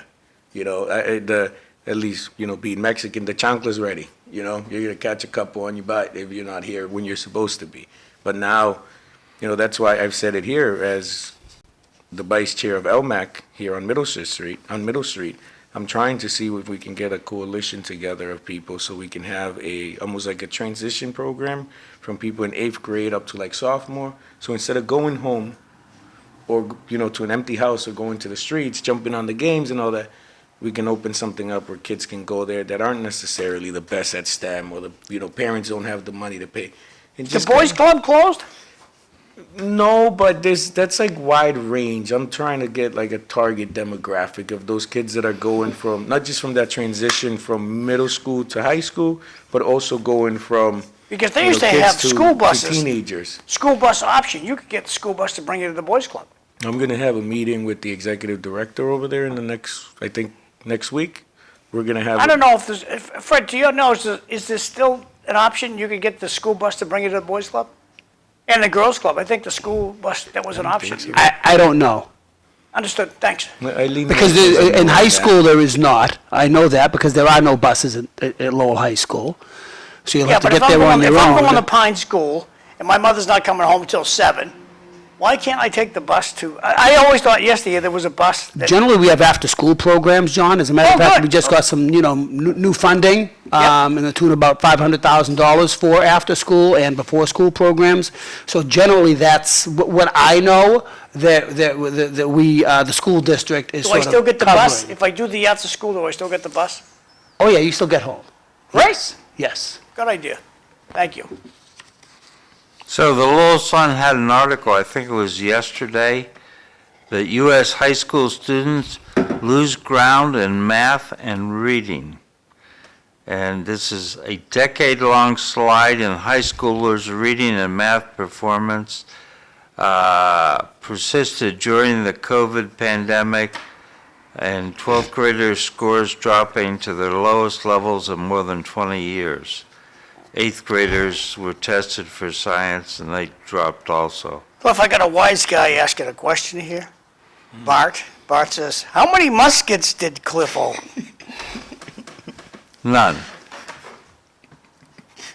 I just had. Sorry, the- Bart, sorry, Bart, he didn't have any muskets. Good question. Sure. So NAEP. Wait, I did drill with a Springfield 1903, though. That's close to a musket. Close to a musket. Just came right out of, Civil War. So, the Lowell Sun says, It's actually an AP article, okay. right? It was a national It was a study. national article. Yep. So basically, the test scores are down 3% for seniors in math and English, which is the reading. And, people are stating that, students aren't reading books.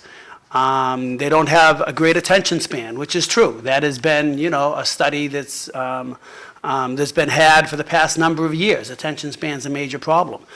They text, and everything is very short. Therefore, it's not engaged reading. They also go home and play on their devices. All of that is working against, Don't we all? unfortunately, yes. And Lori Trahan is going to have one of these sit-down, open thing meetings. Why did she let the FCC license these addicting devices to the country? The FCC can overrule Verizon and Comcast and all these devices and just say they cannot be addictive. Take away the addictive qualities that you have in these phones right this instant. And how is Lowell handling cell phones in class? Right now, there are no cell phones in class. All the students have to, at Greater Lowell as well, all the students have to put their cell phones in a box as they enter the classroom. Oh, great. And it's proving to be effective. The Good. state is actually trying to go ahead and make it a state mandate where there will be no cell phones in class either. But the students can, take the cell phone and in between classes, Utilize it. utilize them, whether it's with their parents or whatever the case may be, but then they have to check it into the very next classroom Is there as any well. interest amongst your colleagues on the school committees that because you serve on both, I do. to implement cell phone usage in the class in a positive fashion? I think we have gotten away from cell phones, so we really need to be very careful with, how we're going to implement cell phones in the classroom, because it truly is a slippery slope. And again, yes, it can be used as a tool. I could jump into that NEAP, that NAEP, National Assessment Education Program policy right now and start rattling off numbers and so on and so forth, and it's a great tool to use. But I don't know that a kid that's 10 years old or 14 years old will want to go ahead and use that app when they can go ahead and text each other instead of passing a note, or they can scroll and Is the make a statement on the phone Instagram or something. being able to press a button on the side and say, what year was George Washington born? And instantly it tells you. Sure, it's wonderful. It's wonderful, but we still need to be careful of it. Understood. As a matter of fact, one of the Thank you. people that's running for school committee is saying that we should implement cell phones more. Danielle McFadden is stating that Because- as a tool. So, I know that conversation will be happening soon enough, but we still, need to be very careful Computers are not- because cell phones have been an issue prior to that for a We while. would all agree it's a computer that's in your pocket, and it's not going away. It's not going away. Back over to Cliff. It's not going away. But, that test, and then it's saying the eighth graders are down 4%. But realistically, I jumped on another national article, it wasn't AP's article, and they indicated that the seniors that took the test were out of school more than 3 times in the month preceding the test. So, and again, we're back to the students not going to school. And by not going to school, you're not necessarily preparing for any test or, engaging in the classroom. So if 33% of the students are not attending school and then taking a test, that's a detriment to any study that we're having as well. So the article mentioned COVID. So It did. were computers, laptop, whatever, such a crucial part of the education? I know my daughter, she pretty much did most of her stuff on her computer in school and at home. Prior to COVID, as much as they are now, were they integrated as much as they are now? I think that would be the real big focus, because I know me when, I'm in college, and a lot of the times, because I'm a busybody, when I have to read something online, I highlight it, read out loud, I walk away. And I absorb the information instead of sitting there. I mean, it's gotten so bad to the point where when I'm actually reading, I play the book in the background just to quiet my brain. So do you think that has something to do with the reading being down, where we don't have to do as much reading as we did before because it is on the computer?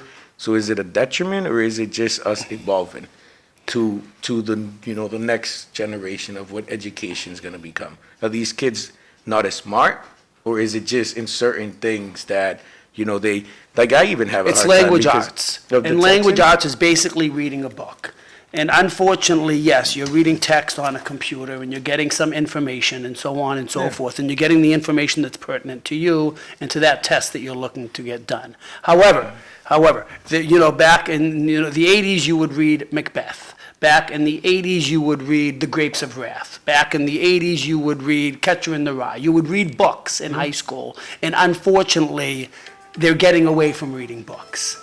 And that is sort of becoming a detriment because people don't have the attention span to read a whole book. Yeah. They're reading more of an excerpt from a book or a piece of information. And reading a short story about Yeah. that book. Yeah, So no, absolutely. unfortunately, that is not been helpful to their Okay, concentration I'll call levels. someone. And concentration levels Thanks, are vital to helping a student's education grow. Because reading, we all know, helps you with your spelling, helps you with your vocabulary, helps you with your attention span. I mean, the list goes on. and That's on of things correct. From just sitting down and So not actually just an reading. excerpt on a Yeah, computer. yes, yes. Hey, Right? Fred, how are you guys handling the watch phones? The electrician's at one of the doors. I don't know. I haven't asked anything about If the I gotta put my phone in Apple a rack, how about my Watch. wristwatch? Right. Well, you can't get as much information out of that Apple Watch Yeah. as you think that you can. It's pretty difficult to go ahead and do. And let's be real, if it's, I mean, it's right there It might on be a your question you wrist. might want to ask the superintendent. I'll ask, but it's right there on your wrist, so it's very easy to see that you're on it. And And then I'm sure page- the teacher will say, hey, Fred, you're on your, your Apple Watch. I Could got you this pay attention to it? Paragraph from Eileen Delrossi. Additionally, I love this conversation because I think of all the money we've spent on various reading programs, math programs, and when I went to school, there was one way to learn and read, spell, and do math. Now there are so many different ones that we're throwing money at that's getting overwhelming, and the kids aren't really learning.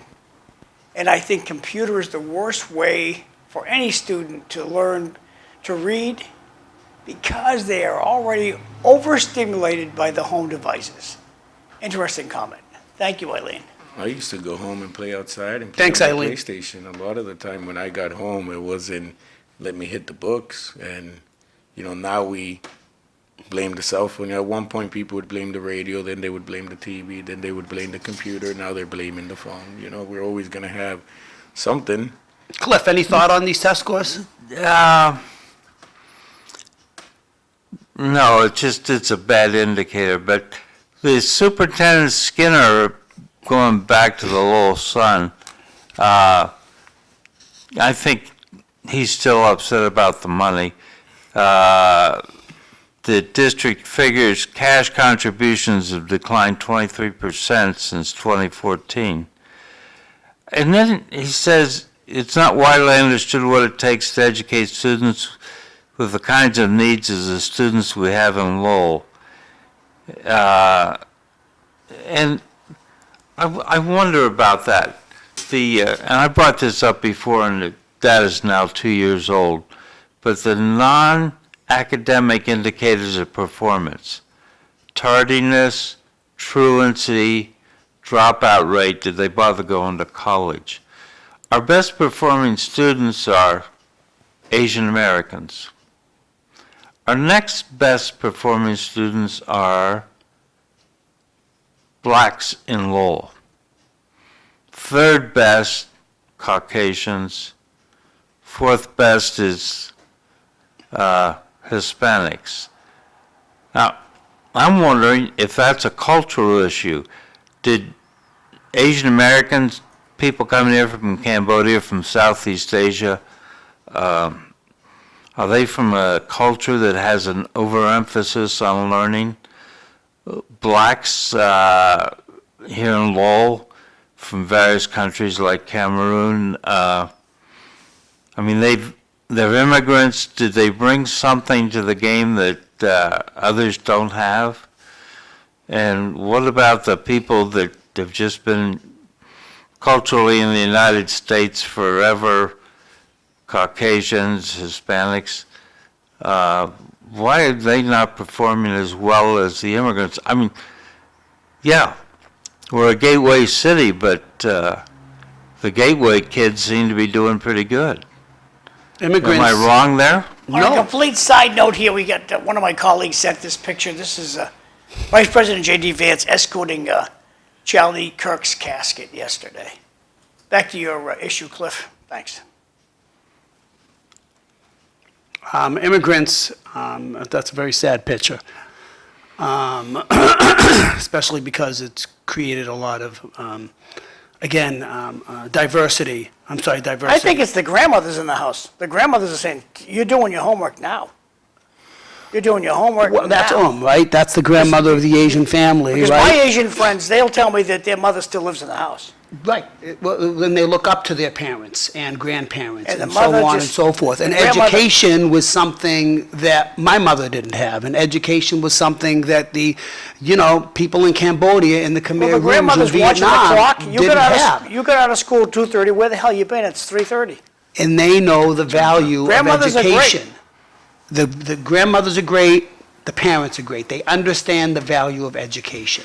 They're not homeowners because they're uneducated. They're homeowners because they're educated. And these are the parents of the Asians and the black families that really strive for the American dream.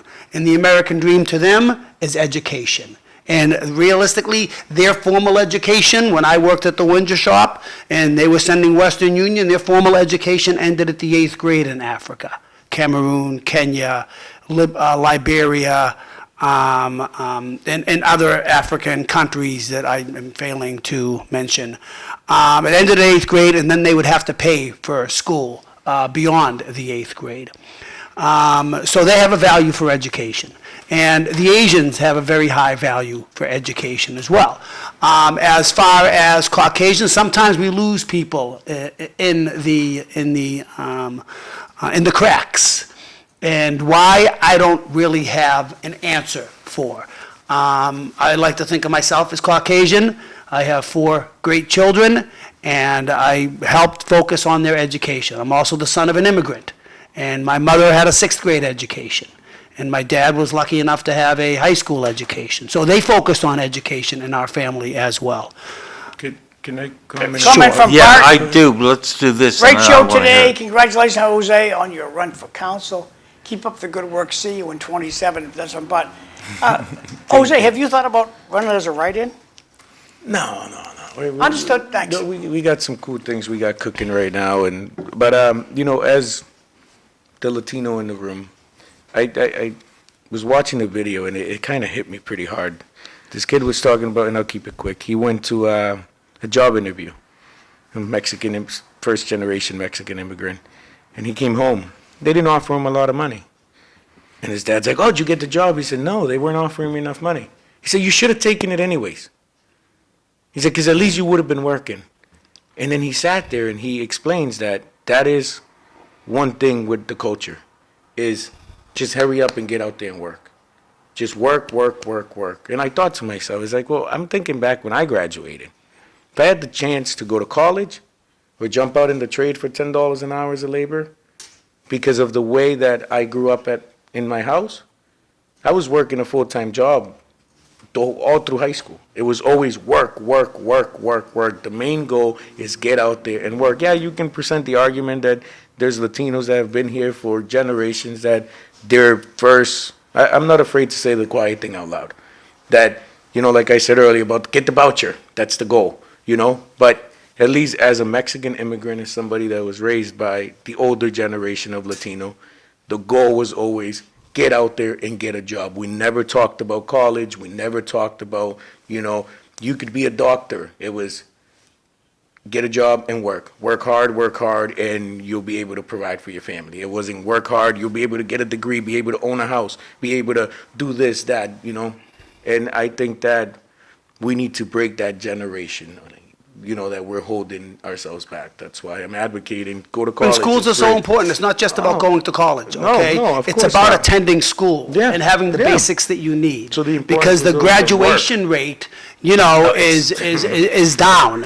And, and we need to look at what that looks like. So we need to Yeah. spread the word to all of our communities that attending school is the Yeah. most important It thing that has you to can be. do. So, while you're out there, and Oh. doing your after-school programs and speaking to the community, please speak to the community, because you can speak Spanish and I cannot. One of the And let them know biggest- how important attending school is. That's why when Eileen said that, I said, no, congratulations are in order, because I know of at least 10 people, and I talk to a lot of people, at least 10 people that whether they followed through it or not, I had a conversation, whether they were 19 years old or 35.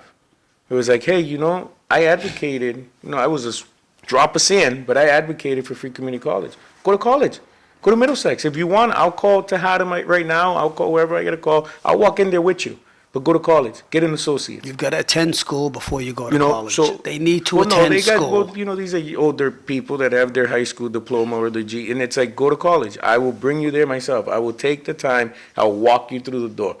But if that's what it takes, it shouldn't take that for me to literally walk people through the door. But it's going to advance not just the community, but my, you know, of Lowell, but also the community, the Latino community, which we're dwindling in, like you said, in education, whether it's college, high school, middle school, we need to start pushing that agenda. I said it in the Lowell Sun thing. If a poor construction worker from the acre can make this much noise, imagine what you're capable of doing. Imagine what you can do if you get off those streets and you pay attention in school and you get a degree.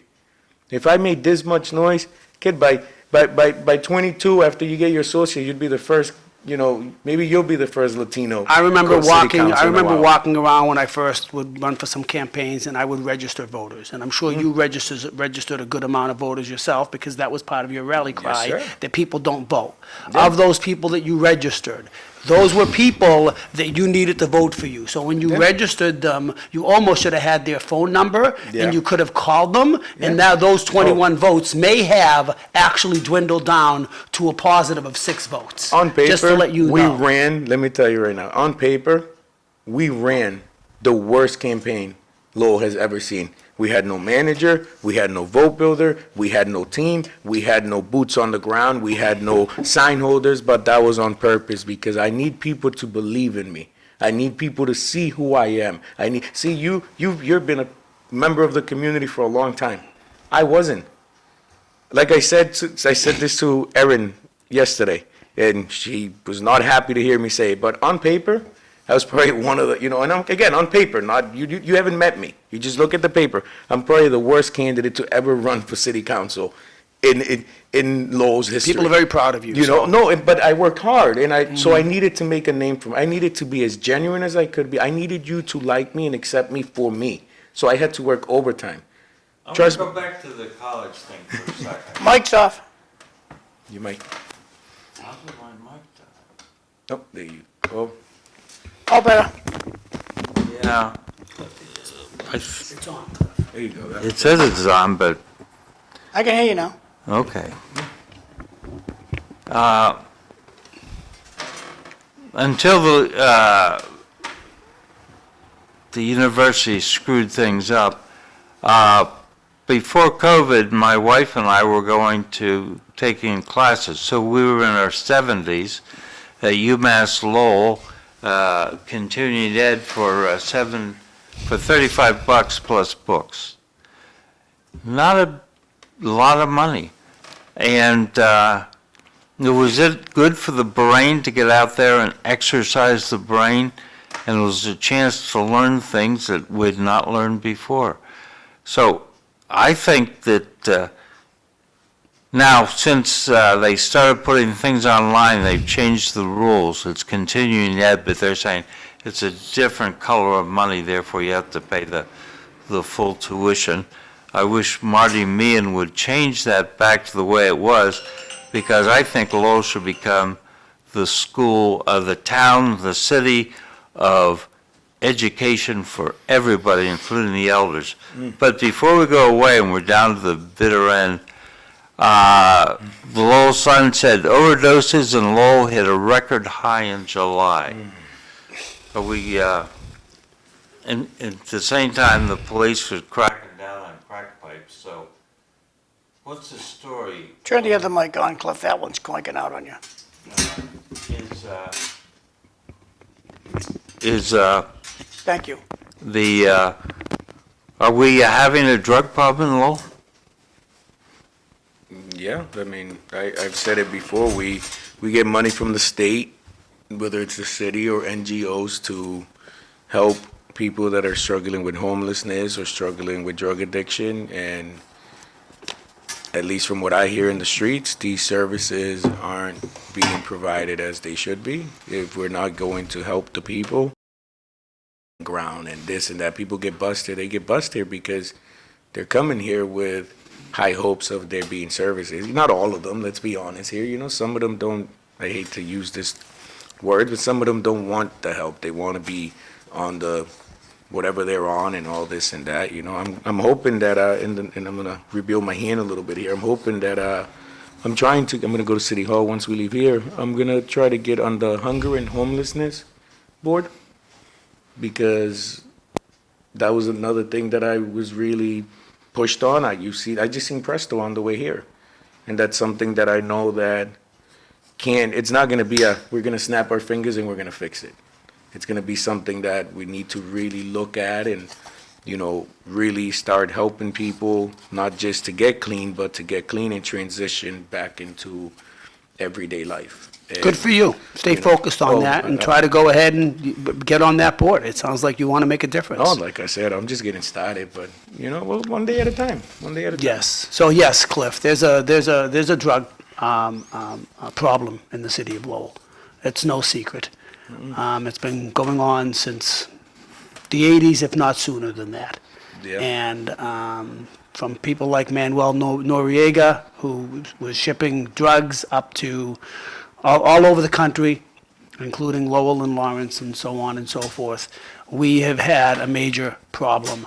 And it's escalated, it's gone beyond needles, and it's escalated to a level that we really can't understand, to pills, and to pills that are being sold as one type of drug that are actually another type of drug. Monday City Life, Cliff's gonna be the host, Eileen Delrossi is expected here, Fru Neckenbeck and Mike Smith on Zoom. Back to you guys, time is short. Melanie Gilbert reported for the Lowell Sun in an article saying that ICE was scaring people away from voting. Are Hispanics in the Acre concerned about ICE? Hispanics who are U.S. citizens or green card holders, are they concerned about ICE? I mean, the community's definitely, I know we don't have a lot of time, the community's definitely concerned and hyper-vigilant, but I posted a video on Facebook from the Latino Forum, and like I said to them, if you're scared, it's more of a reason to get out there and vote. You're a citizen, be a voice for those that don't have one. And I brought up the fact that 47% of Latinos voted for Donald Trump. So at the end of the day, I mean, this is what you voted for, then So, Cliff, you get out there and vote. hypothetically, ICE pulls you over, pulls you out of the car, and they put you in one of their vans. How do you prove you're a citizen? Cliff Krieger? I hand them my military ID card. And they say they don't want to see that stuff. They just throw you in the van. No, I hear it's My happening. military ID card says I'm a U.S. citizen. They're more than likely to pull me over than they are you. In the van, buddy. That's what they're doing. Yeah, In the van, buddy. especially you see me with my cowboy hat on. I hear my big people old say belt. that's what they do, but Aren't they targeting people, ICE, at the end of the day? They're not targeting, Fred, Fred Bahou's I don't- license plate that's driving down the road. They're targeting Fred Bahou's house, who may have an illegal person in it. I We're think gonna run out of that's, time, but sadly, Before the we government leave, doesn't take questions. Before we They don't leave, the take real questions. question is 11 people got arrested on Bridge Street, ruined a roofing company. What happened to the owner of that roofing business? He lost a lot of jobs. Yeah, but other than that, there was no repercussions? He's technically harvesting a fugitive. Isn't that what the No, 'cause- director said about the mayor saying that we're a sanctuary city? So why doesn't that hold the same to, Yeah, but- time's over? Jose, when I hire somebody to be a pallbearer, well, now you have to come back. how Yeah, do, right? how do I don't, they just fill out a job Well, application. they have the machine you get from the federal government. You scan the ID, and that ID tells you, hey, their I don't have immigration such a status. scanner. But, and that's the thing, so. You're a small employee, do you have a scanner? So, no, but the whole premise is that I get it, but if we're pretty much telling the people that are employing undocumented people that it's okay. And you know what? We got rid of the first 11 on you, get another 11. It's like, I think I've heard you say it before. We have a drug problem, but we're not going after the drug dealers, we're going after the drug users. Jose, the I problem mean, with it's the, to read book, Jose. I will. Continue this conversation. I will. Problem with we're still on YouTube and we're still on Oh. Facebook. Okay. The problem with the government is they don't take questions. How I find out I've hired an illegal person is Social Security in 2 years will write me a letter and say, hey, Yeah, you get this guy, Joe Grabbit, working for you. He's not an assistant, but it takes him 2 years to write the freaking letter. No, I completely understand. Trust me, I get where you're coming from with that. But do you think that those roofing companies or those landscaping companies, where literally they're targeting the white vans, that they were handed a Social Security when they hired these individuals? Well, that's your guess, Jose. Have Well, you talked to I mean, them? Did they take questions from you? I've been out in the trade, you know, a lot of people get paid cash and this and that, and I'm not trying, but my whole point is that I haven't heard, hey, this person hired 11 illegals or undocumented, and what it was is that they gave them fake Social Security numbers. Okay, I got you. I can see why, you know, you just hired people, you cut them a check every week, they go to, you were none the wiser. They pulled one over on you. But is it that they just hired somebody off the street, went to Home Depot, I mean, that doesn't happen here, but you know the stereotype, went to Home Depot, are paying them cash every week, no worries, raking in a ton of money, and what are the repercussions for that? I guess it's not, I'm not saying, oh, if you hired somebody, I gotta grab Freddie before he jumps out the door here. Freddie, when do you wanna come back? Thanks for coming in and come back. yeah, no, Wait, you wanna come I back hope next that, month? you know, like I said to Gary yesterday, I hope that this isn't a farewell Yeah. tour, that after, you know, now you guys are gonna forget about me, you know? You wanted me in November, that's I know, it was, Wow, October. if everybody's leaving, John, I don't think anybody's gonna stay and Pick a just day. watch me, and, I mean, I don't care, I'll stay here and talk to you all day. I have two Don Quixote I'm gonna shut off.